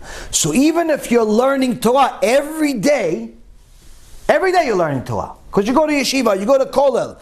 But as long as you're making these big sins, all of the good, all of the new wires, if you will, the spiritual wires that are reconnecting you to Hashem, you yourself are chopping them off. You're building 1 day, 2 days, 3 days without a sin, 4 days without a sin, a week without a sin. You're getting back, you're starting to feel a little bit. You're starting, something's moving, and all of a sudden, you're back to square one. All of a sudden you're depressed again. All of a sudden you're suicidal again. All of a sudden you want to go back to the secular life again. What happened? You made a sin. You made a big sin, and that cuts you off again. It's like building a house and destroying it at the same time. As crazy as that sounds, that's what we do to ourselves when we waste seed. When we go with a woman that we're not married to. When we go with our own wife and she's nidah. When we do a lot of things that Hashem says, these are a big deal. These are a big deal. Now, most people that make these big deal sins, these karet sins, it's usually because they're ignorant of the consequence. And the Gemara says that a person does not really understand what his obligation is in the world. So, the Gemara gave us clarity on what we're really supposed to do. Rabbi Pinchas ben Yair, in the Gemara Masechet Avodah Zarah, he gives us a direct instructions of what to do, how to attain even a level of Ruach HaKodesh.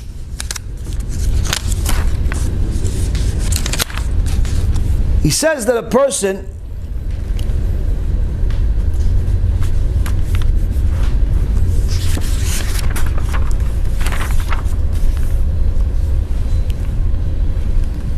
should study Torah, and that studying Torah brings a person to heedfulness.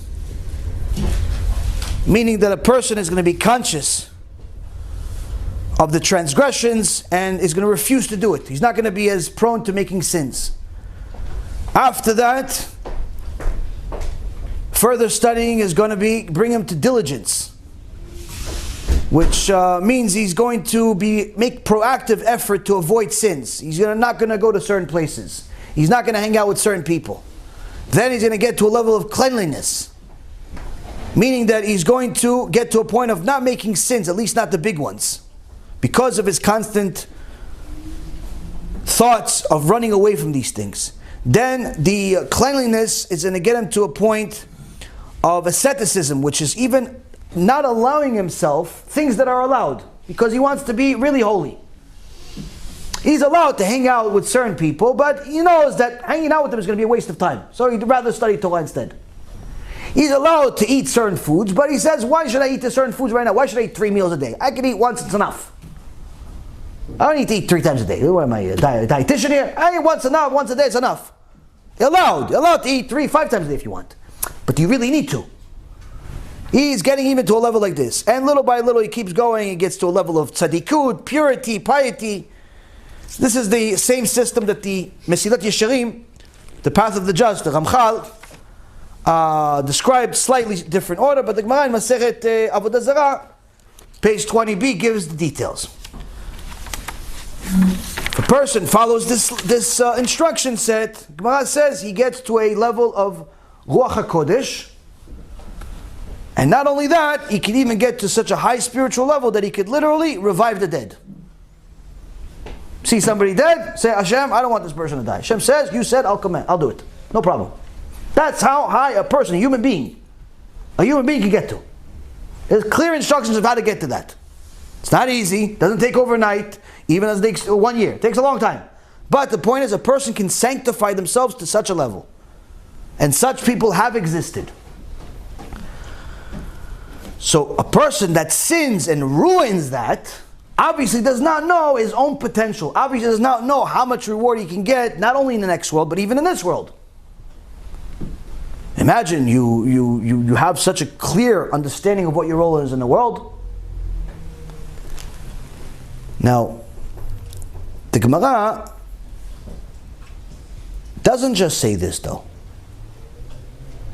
See, it only teaches this after it teaches in the previous pages a few other things.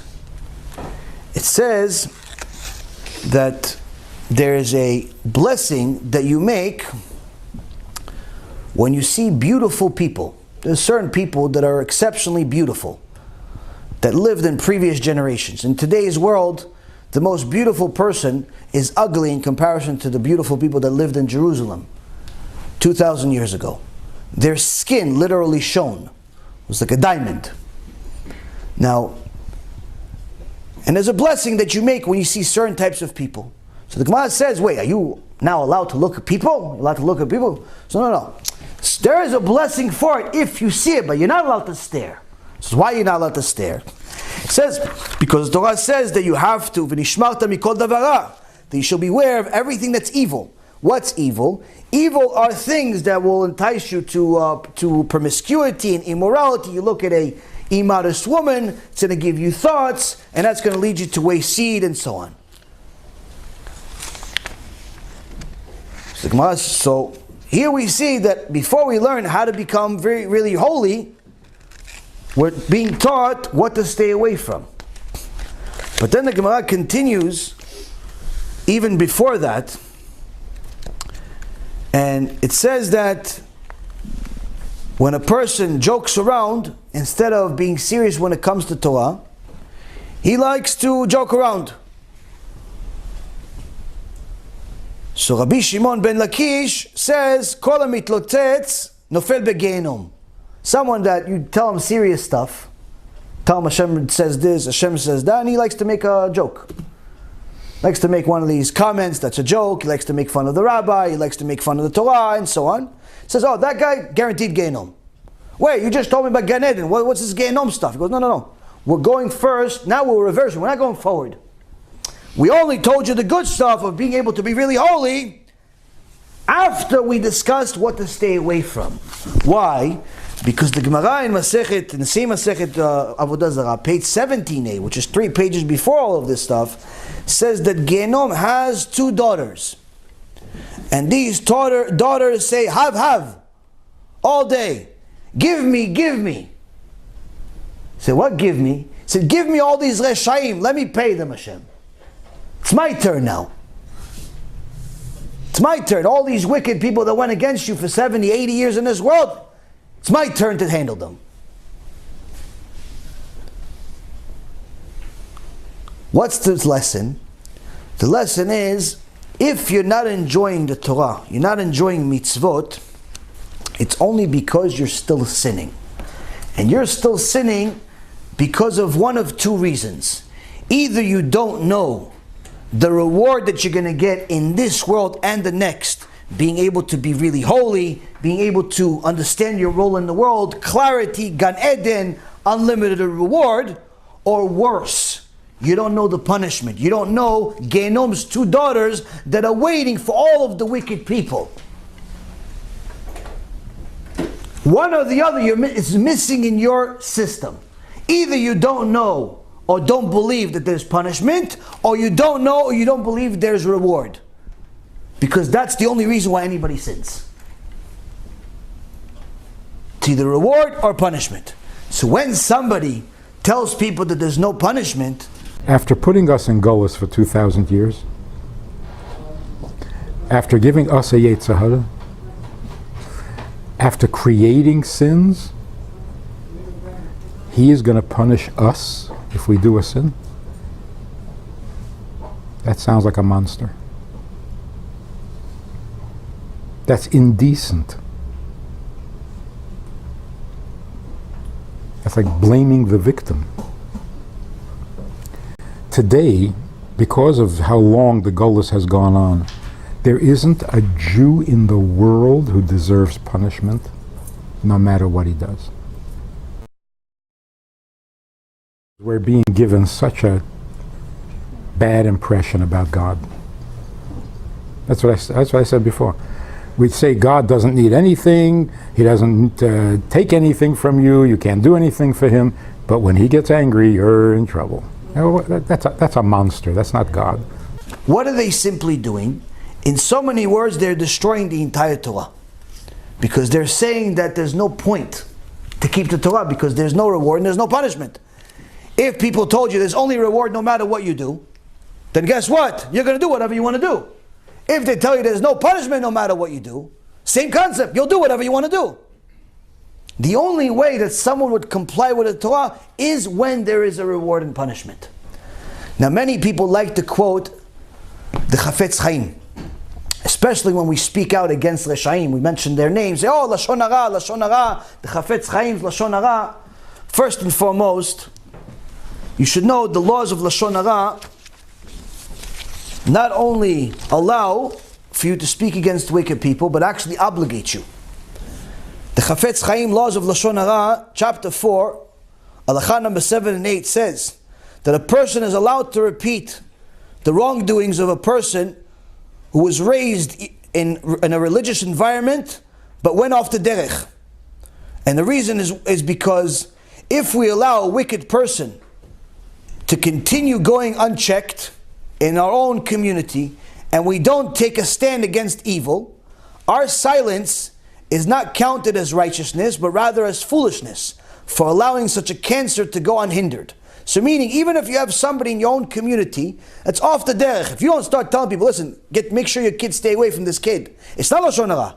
It's a warning. You're warning people from a danger. This kid is no longer keeping mitzvot, so tell your kids don't hang out with him anymore. Yeah, but he's only a kid. What is only a kid? He's putting your kids in danger. Further, in the Chafetz Chaim, Klal number 8, Seif number 5, he says the prohibition of against speaking Lashon Hara applies only when spoken about someone that's considered amitecha, which means your people, part of your people, which means people that observe Torah and mitzvot. So if a person does not keep Torah and mitzvot, this law doesn't apply to them. However, regarding people who are recognized as apikosim, meaning people that say things that are against the Torah. They say that there's no resurrection of the dead, or that there's no reward and punishment, or that there's no Gehinom, or that there's a, what's the point of people learning Torah? Things like that are against the foundation of the Torah. Or that they think that Moshe Rabbeinu wrote the Torah. Or that they think that we came from a big bang. Or any nonsense like this that's against the foundation of the Torah. These are called apikosim, heretics. To speak against them is a mitzvah. To disparage them and shame them is a mitzvah. To do it to their face and behind their back is a mitzvah. for everything that one witnesses or hears about them. Meaning usually you're supposed to witness something yourself to make sure it's true. But once you know this guy's an apikos, even if you don't know if it's true or not, you just heard it and you're not really sure, still allowed. It's a mitzvah to speak against him. You don't have to verify. Why? Because he's already known as an apikos. He's already known as a heretic. And the Torah says in Leviticus chapter 25 verse 17 and 19 verse 16 that a person should not wrong his fellow and do not act as a talebearer among your people. But heretics don't fit under this category. For they do not act as your people. They're not, these heretics, these apikosim, they're not considered part of Amitecha. Like when we speak against people like Manis Friedman, or Dror Kasuto, or Goldberg, all of these people that literally go against the Torah on a regular basis in their own conniving way. Calling themselves a rabbi, but saying things that are against the Torah. That's actually a mitzvah. And it's a mitzvah that's an obligation, because you're warning the public from someone that they don't even know is dangerous because he looks kosher.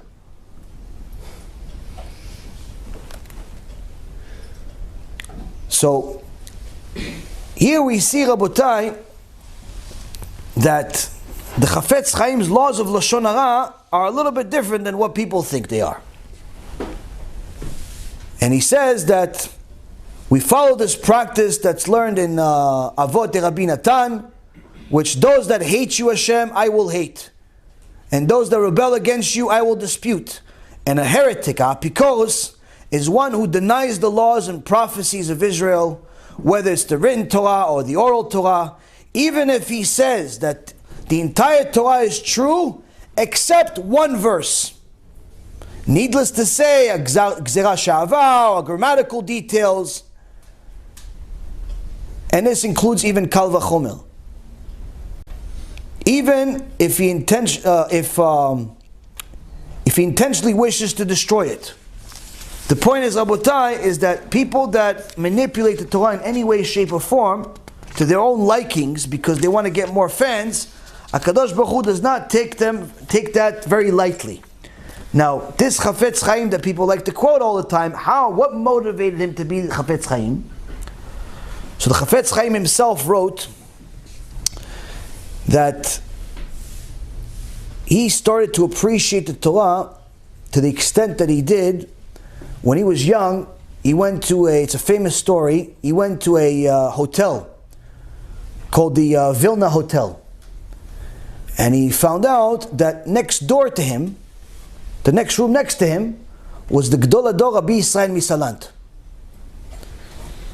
So the Chafetz Chaim was a young guy at the time, and he wanted to hear, what is the Gdol Ador, what is the biggest rabbi in the world, what does he do at night? What does he do at night? So he put his head against the wall, and some even say he looked through the door, meaning in those days you had the key doors, and it was a big key, so you were able to see, not like today's keys. You were able to see through the door from the key. So he says that in the middle of the night, he heard and he saw Rabbi Yisrael Misalant repeat the Mishnah in Pirkei Avot over and over and over again, saying, whoever fails to learn Torah forfeits his right to live. Whoever fails to learn Torah forfeits his right to live. Over and over and over again. For hours. And then learn Torah the whole night. That's what the Gdol Ador was doing. The Chafetz Chaim says, once I saw that the biggest rabbi in the world is working on himself to give himself chizuk, that he himself needs to learn more Torah. And if he doesn't learn Torah, he has no right to exist. He has no right to live. The cockroach is worth more than him. Once I saw that the biggest rabbi in the world has that type of clarity about the importance of learning Torah, that's when I knew I have to do the same thing. And that's how he became the Chafetz Chaim. That's how he went from being Yisrael Meir to the Chafetz Chaim that we know today. Now, sometimes a person will have a difficulty in his life that he thinks that the mitzvot are causing him or her. And there's another reason that I had a chidush about of why a person could have this difficulty, this suffering. Now, the Gemara in Masechet Brachot, page 6b, says that there's a huge advantage for having fear of Hashem, Yirat Shamayim. Why? It says that in Kohelet is Shlomo HaMelech, Kohelet says, Sof davar kol nishma, et Elohim yira, ki ze kol ha'adam. That in the end, all things will be heard, because I fear Hashem, and that's really the purpose of man. So the Gemara says, that kol adam sheyesh bo yirat shamayim dvarav nishmain sheneemar sof davar kol nishma et Elohim yira ki ze kol adam. So the Gemara says that any person that has fear of the Almighty, his words are heard.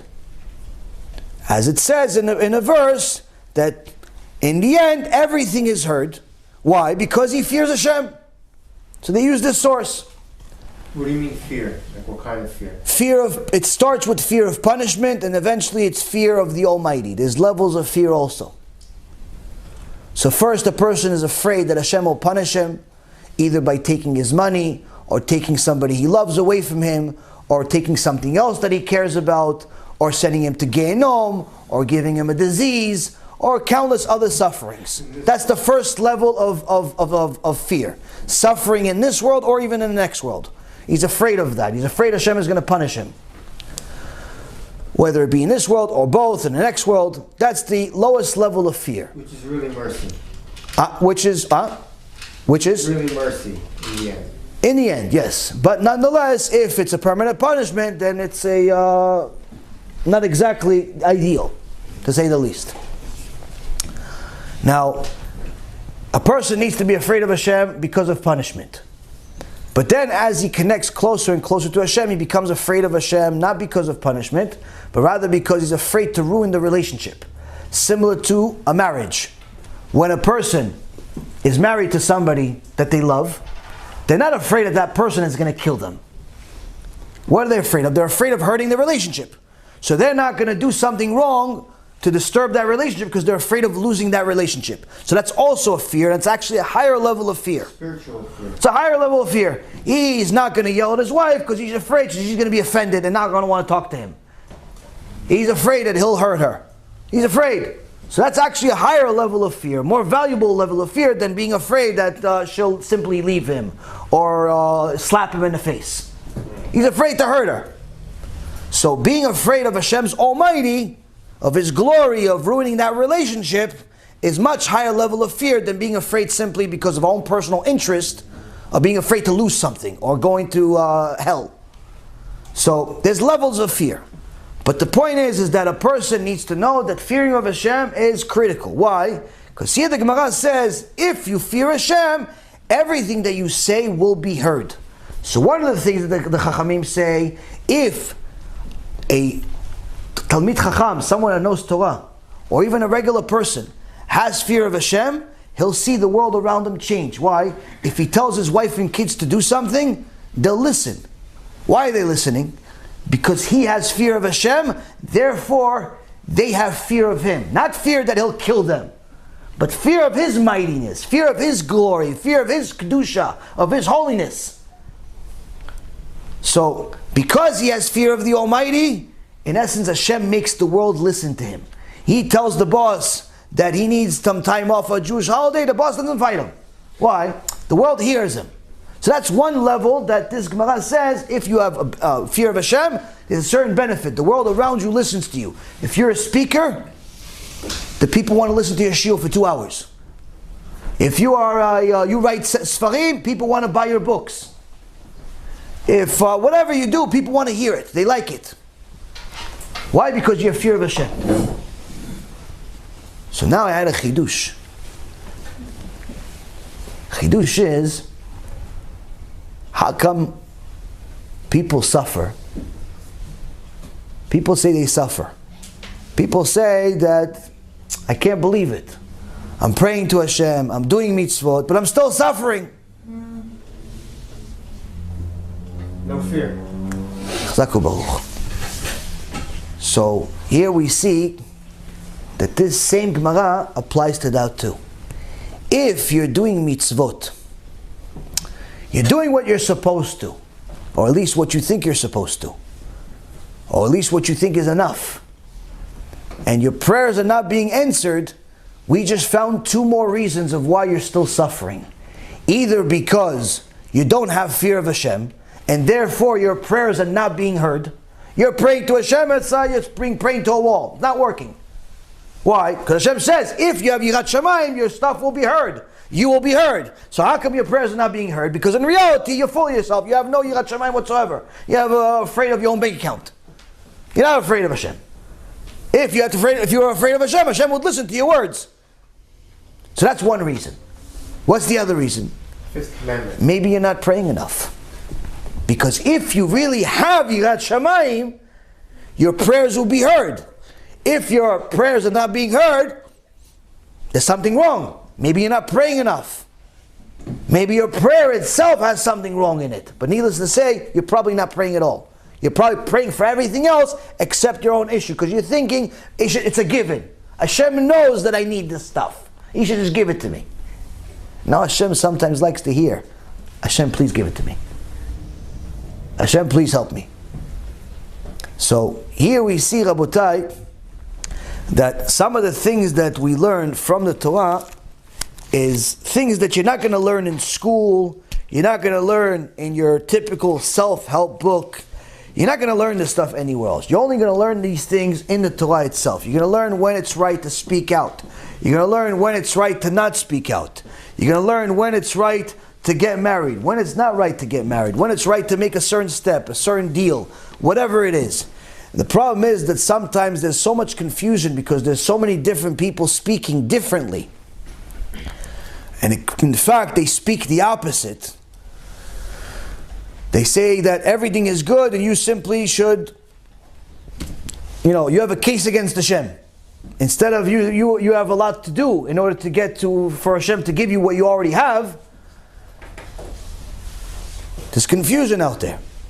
So that's why it's very important to know that a person must also pray for a kosher rabbi, for a kosher Torah, for kosher teachings. And the reason why is because you could be learning from a certain rabbi, a certain teacher, a certain lecturer for 5 years, 10 years, but nothing in your life will change. Nothing in your neshama will change. Nothing. I know certain people tell me that they listen to certain speakers, and I tell them the first thing that they contact me, the first thing I tell them is, please change your profile picture. Oh, what's wrong with it? I said, you're naked. That's what's wrong with it. If you want to talk to me, I don't feel like looking at your picture every single time. So, change your profile picture. Yeah, but I listen to Torah all the time. I don't know what all the time and what kind of Torah you're listening to, but if you listen to Torah for 5-10 years, and this is how you dress, I don't know what, maybe you're listening to the New Testament. Maybe you're listening to Buddha. Maybe you're listening to construction of how to build the buildings or build PlayStation. You're not listening to Torah. Why? Because the Torah, after 5 years, by now you should at the very least know how to dress. At the very least. At the very least you should know the laws of modesty. At the very least you should know the laws of learning Torah. At the very least you know the laws of how to respect the Torah, the world, Hashem, and so on. If you've been learning for 5 years already and you're still the same behemah, same animal you started 5 years ago, there's something wrong. There's something wrong. Oh, that's not nice. That's lashon hara. No, it's the truth. Years ago, there was a heretic who was known as a chacham for some time, who told people, if you learn Torah, doesn't matter if you make sins.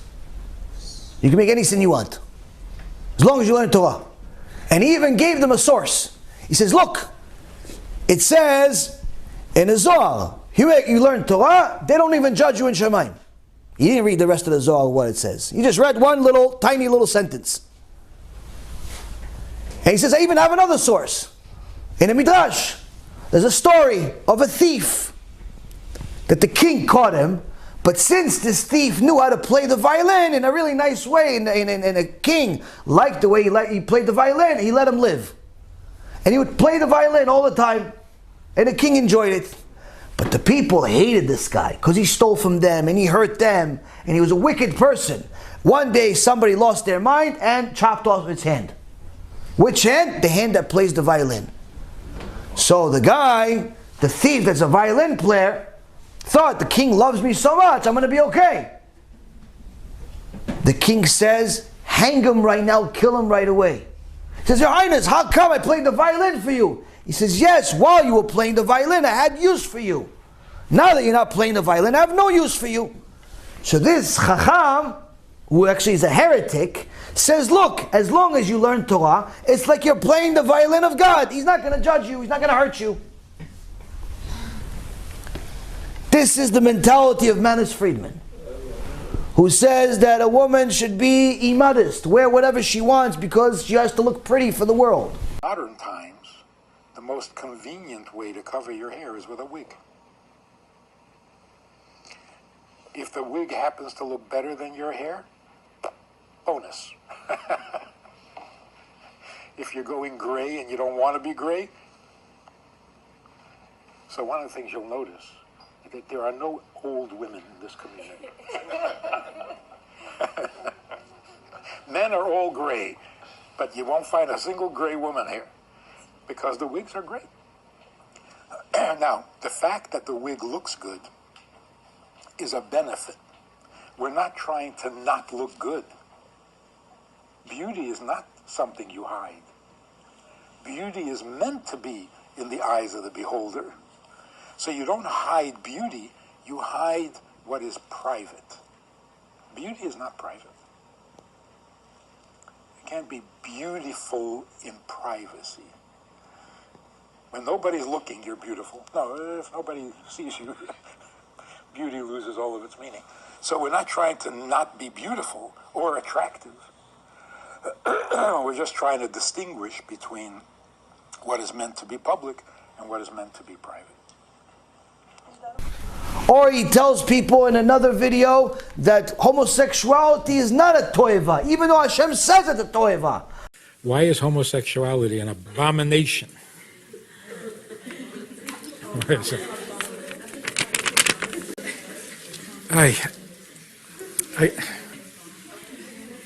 It's not. It's not. Homosexuality is an avera. That's what it is.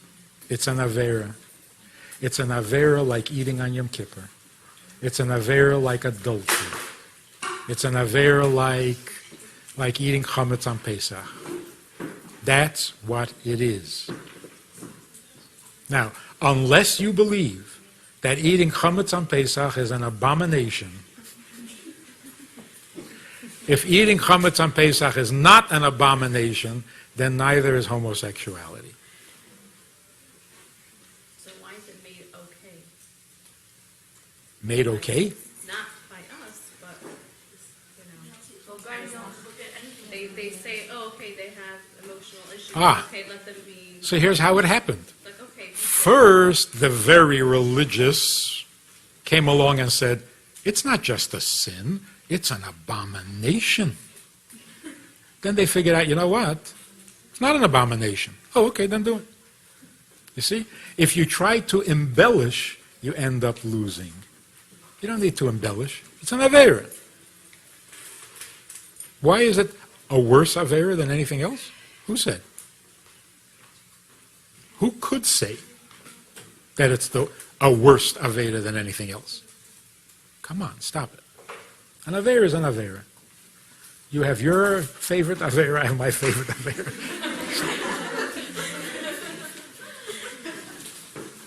Hashem says it's disgusting to be homosexual.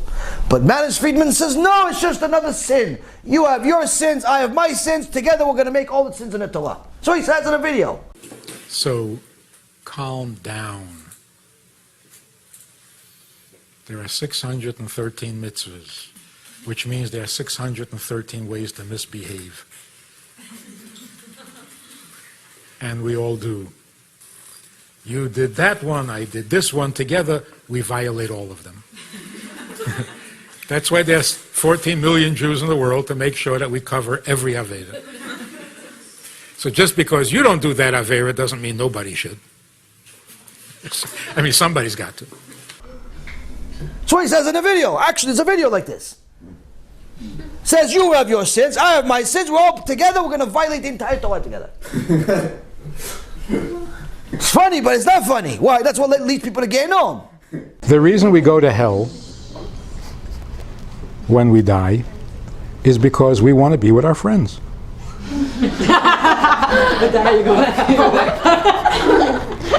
If you go to heaven, who are you going to talk to? That's true. No one in my life is going to heaven.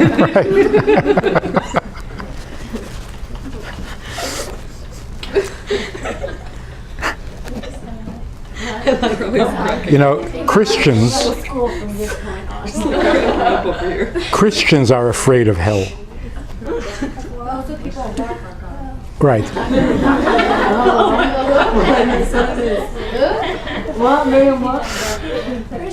It's a Borough Park thing. Yeah. So first of all, what is Gehenna? What is it? Oh, what it is, you burn like a barbecue. You roast on a fire on the. What are we talking about here? On the neshama? Your neshama goes to hell and burns. How do you burn on the neshama? Your neshama is fine. That's right. How do you burn it? When he sees the fire that's going to burn him and anyone that follows him, it's not going to be funny. He says homosexuality is just another sin. No big deal. Why are you making such a big deal? Or he says, chas v'shalom, that we say that God will punish us. It's not our fault that he doesn't want to talk to us for 3,000 years and we forgot his mitzvot. God forbid. God forbid that God should be punishing us for our sins. Because you know, when you don't talk to your children for 3,000 years, they forget some of the things you tell them.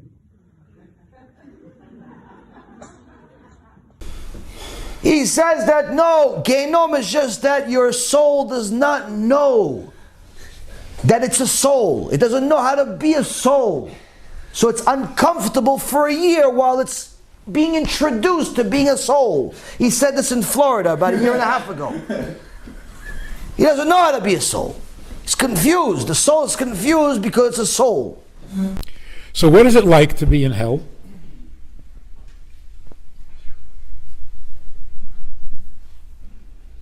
There is really a serious, proper definition or description of hell. When you come home to your home, and you don't feel comfortable. That's hell. When you come to the place where you belong, and you don't feel like you belong, that is horrible. The burning in hell is not a fire with little demons with pitchforks.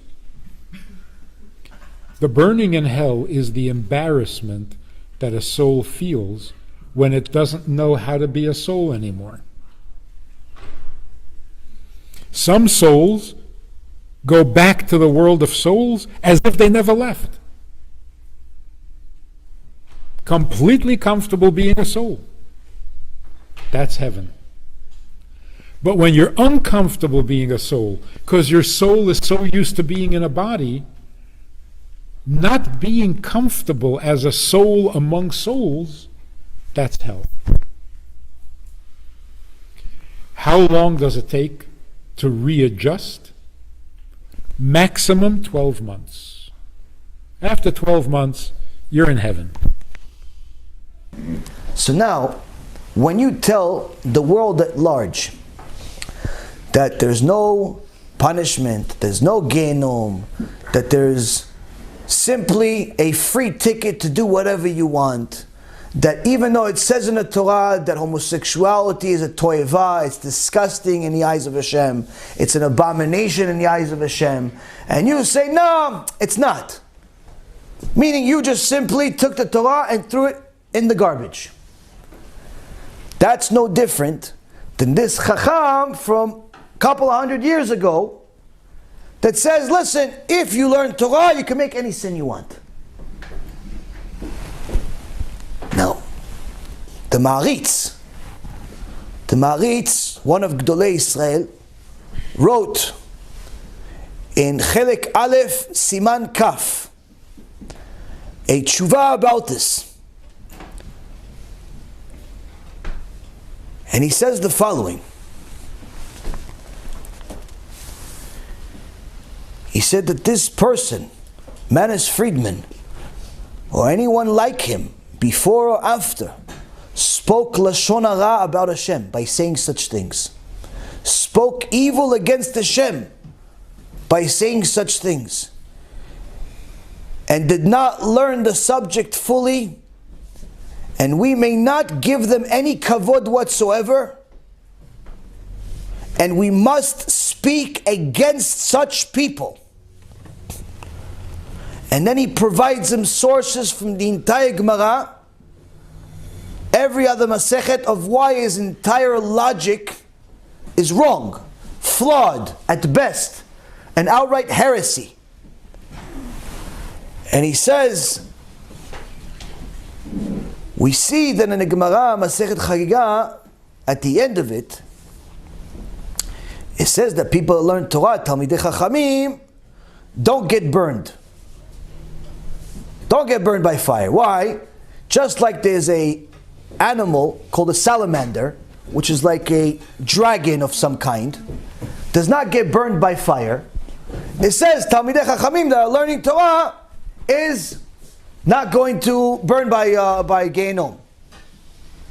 Now, if you learn just that by itself, you're going to be confused. Wait a minute, you're going to say the heretic is right. Manis Friedman is right. But the Maharitz says, no, that's not how you learn though. You cannot learn a single point in the Torah by itself and make the entire Torah stand on that one point. You have to learn the subject completely. You have to learn the subject completely, see what the other Gemarot say, what the other Poskim say, what the other Midrashim say. You have to learn the full scope. We're not, the entire Torah does not get simply, this is one point, that says the entire Torah Kula with one word. It doesn't work that way. You have to understand the whole issue. He says, look at what the Gemara says. It doesn't just say that the salamander is not going to get doesn't get burned in the fire. It also says that as soon as the salamander is outside of the fire, it dies instantly. And then it compares it to Talmidei Chachamim that learn Torah. Why? Because Talmidei Chachamim that learn Torah, because the Torah is like fire. So long as these Talmidei Chachamim are connected to the Torah, they're connected to the fire, nothing can touch them.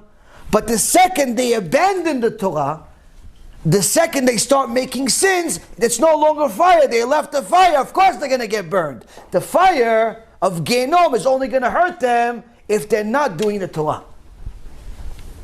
But if they're learning Torah, fire of Gehinom can't touch them. If you're making sins, surely you're not fulfilling the Torah.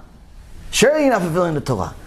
But that's the problem, is that many times these heretics, these oil salesmen, are constantly looking for things in order to confuse the public, either because of their ignorance or because of their wickedness. And another example is this, and we'll finish with this point. In Avot de Rabbi Natan, the heretic brought another source saying, Rabbi Shimon Bar Yochai says, She'en Israel ro'im pnei Gehinom le'olam. Rabbi Shimon Bar Yochai, the Baal Zohar, says Am Israel doesn't see Gehinom. Sons of Israel don't see Gehinom. So there you go. Yaron, Reuven, garbage pail. Torah, garbage pail. Everything's garbage pail. Look, Rabbi Shimon, that's my rabbi. I'm going to go to Miron every year. Rabbi Shimon, as long as I go to Rabbi Shimon, no. After putting us in Golas for 2,000 years, after giving us a Yetzer Hara, after creating sins, He is going to punish us if we do a sin? That sounds like a monster. That's indecent. That's like blaming the victim. Today, because of how long the Golas has gone on, there isn't a Jew in the world who deserves punishment, no matter what he does. Chachamim say, no, it doesn't work that way. You can't just learn one sentence and say this is the entire Torah. Learn the sentence before, learn the sentence after, learn the page before, learn the page after, learn the Gemara before, learn the Gemara after. But in this case, it's even easier. It's the very next sentence that explains it. It says, what is this like? What is this like? What is this example from Rabbi Shimon Bar Yochai? Rabbi Shimon Bar Yochai. Who's Rabbi Shimon Bar Yochai? Rabbi Shimon Bar Yochai wrote the Zohar. What is the Zohar specifically connected to this issue?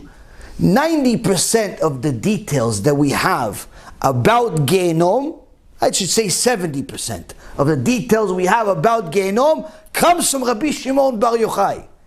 So how could it be on one end, he gives us an entire picture of every chamber of Gehenom, and here in one little sentence he says there's no Gehenom. How could it be? Following. He says, what is this like? This is like people came to the king and leased a piece of land from him that was of inferior quality in order to be sharecroppers, and in return to give him a certain amount of wheat per year. He said, okay, I'll give you this piece of land. You have to give me 10 kul. Let's call it 10 tons of wheat every year. That's the deal. So these people, these sharecroppers,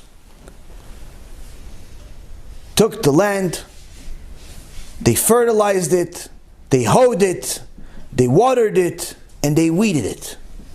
But despite their efforts, nothing came out. Only 1 kul, only 1 ton. So the king told them, what is this? What is this? You promised me 10.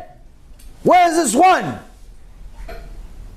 And the sharecroppers say, listen, your highness, you know that the nature of the field that you gave us, you know is inferior. You know that in reality it's supposed to be a parking lot, not a place to grow crops. Places nobody wanted this land. You knew it already. But we tried anyway. We harvested it, we watered it, we fertilized it, we weeded it, and what can we do? Nothing came out. So the king says, you did all that? Okay, fine, no big deal.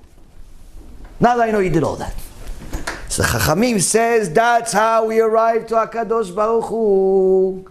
That's how we arrived to HaKadosh Baruch Hu. He gave us a body that wants to make sins. He gave us a Yetzer Hara that wants us to sin. He gave us really, not a fair battle. Yetzer Hara is giant, smart, huge, strong, everything. We have a body that wants to follow the Yetzer Hara all day. Really, in reality, it's a deficiency.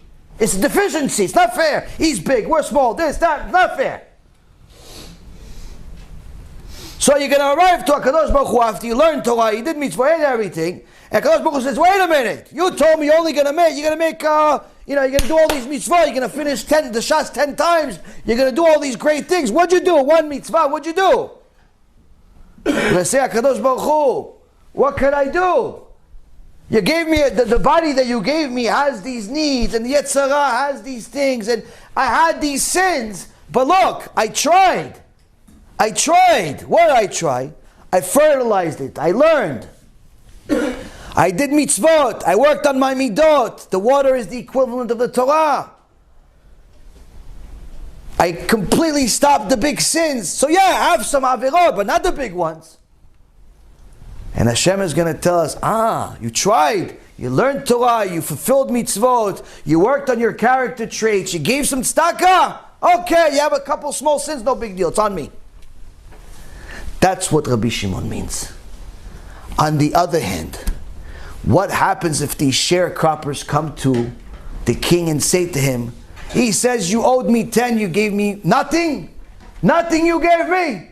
He's like, yeah, Your Highness, I don't know, it was just too hard, we didn't do anything. Is the king going to still say, it's okay? No, because you didn't even try. If we arrive to HaKadosh Baruch Hu and tell him, listen, HaKadosh Baruch Hu, we have needs, we have desires, we have so much, we figured the heck with it. We're just going to just follow Manus Friedman instead of you. We're going to follow all the heretics. We're going to do whatever we want. You think Hashem is going to just say, it's okay? Rabbi Shimon Bar Yochai says, no. If you tried your best, you learned Torah day and night like you're supposed to. You fulfilled the mitzvot like you're supposed to. You worked on your character traits to the best of your ability. You stayed away from big sins to the best of your abilities. Even if you fall here and there, Hashem says, okay, no worries. I'll help you out. A little suffering here, a little suffering there. You have to pay for everything, but eventually you're going to be with me in Gan Eden. Why? Because you tried your best. But if you didn't even try, you don't belong in Gan Eden. Because all the people that are in Gan Eden, all the neshamot that are in Gan Eden, sacrificed their entire life to get there. I can't just let you in. If a person only learns the first sentence of what Rabbi Shimon Bar Yochai says in Avot de Rabbi Natan, of course he's going to be confused. Of course he's going to listen to Manis and company. Of course he's going to listen to all the heretics, even the heretic from 200 years ago. Why? It's confusing. What do you mean no one's going to Gehenom? But that's not how you learn Torah. You don't learn Torah from one verse or one sentence or one thing. You have to learn the entire subject. Every single day with no exaggeration. Someone sends me an email or a text message or some type of communication. I think eventually they're going to send me doves. Some form of communication trying to prove what we teach wrong. Every day. Every day. Shtabach Shemo, no one succeeded and no one will succeed. But what are they all basing it on? One thing that they found that they're confused by, but they don't think they are. Like as if you can cancel out hours and hours of shiurim on one verse, on one sentence, that they don't even understand themselves, on one commentary, on one opinion. It doesn't work that way in Torah. In Torah you have to learn the entire subject. And the entire subject is very, very clear.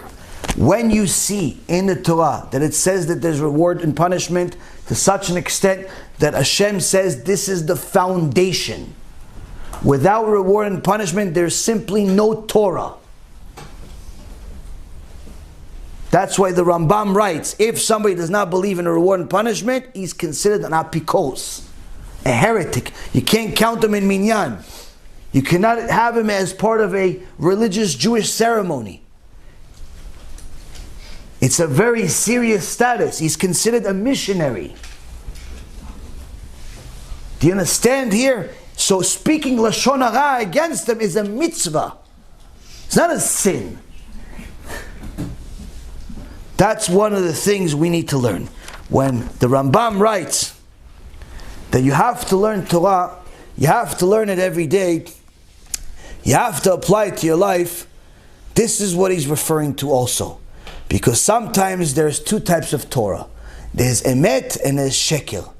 If you see or hear the shekel, the Maritz and the rest of the poskim say that a person must abandon these teachings. Must abandon these teachings, must speak against it, because they have to stop the Chilul Hashem. When a person that supposedly knows Torah says things that are the opposite of the Torah, you have to speak against it. Because it's a Chilul Hashem so long as it exists in the world and people think it's true. Hashem's name gets desecrated every second, people think what he says is true. So if you learn the entire subject, you'll see that the subject is very clear. There's no two questions about it. If you still have questions about it, that means that there's a very serious problem with your learning. Most likely it's because of certain sins that a person's making that is now allowing him or her to learn the truth the way it's supposed to be. Be'ezrat Hashem, this truth will help us get closer to HaKadosh Baruch Hu, help us understand the difference between truth and falsehood, and Be'ezrat Hashem help the rest of Klal Yisrael do the same. Baruch Adonai Le'olam, Amen ve'amen.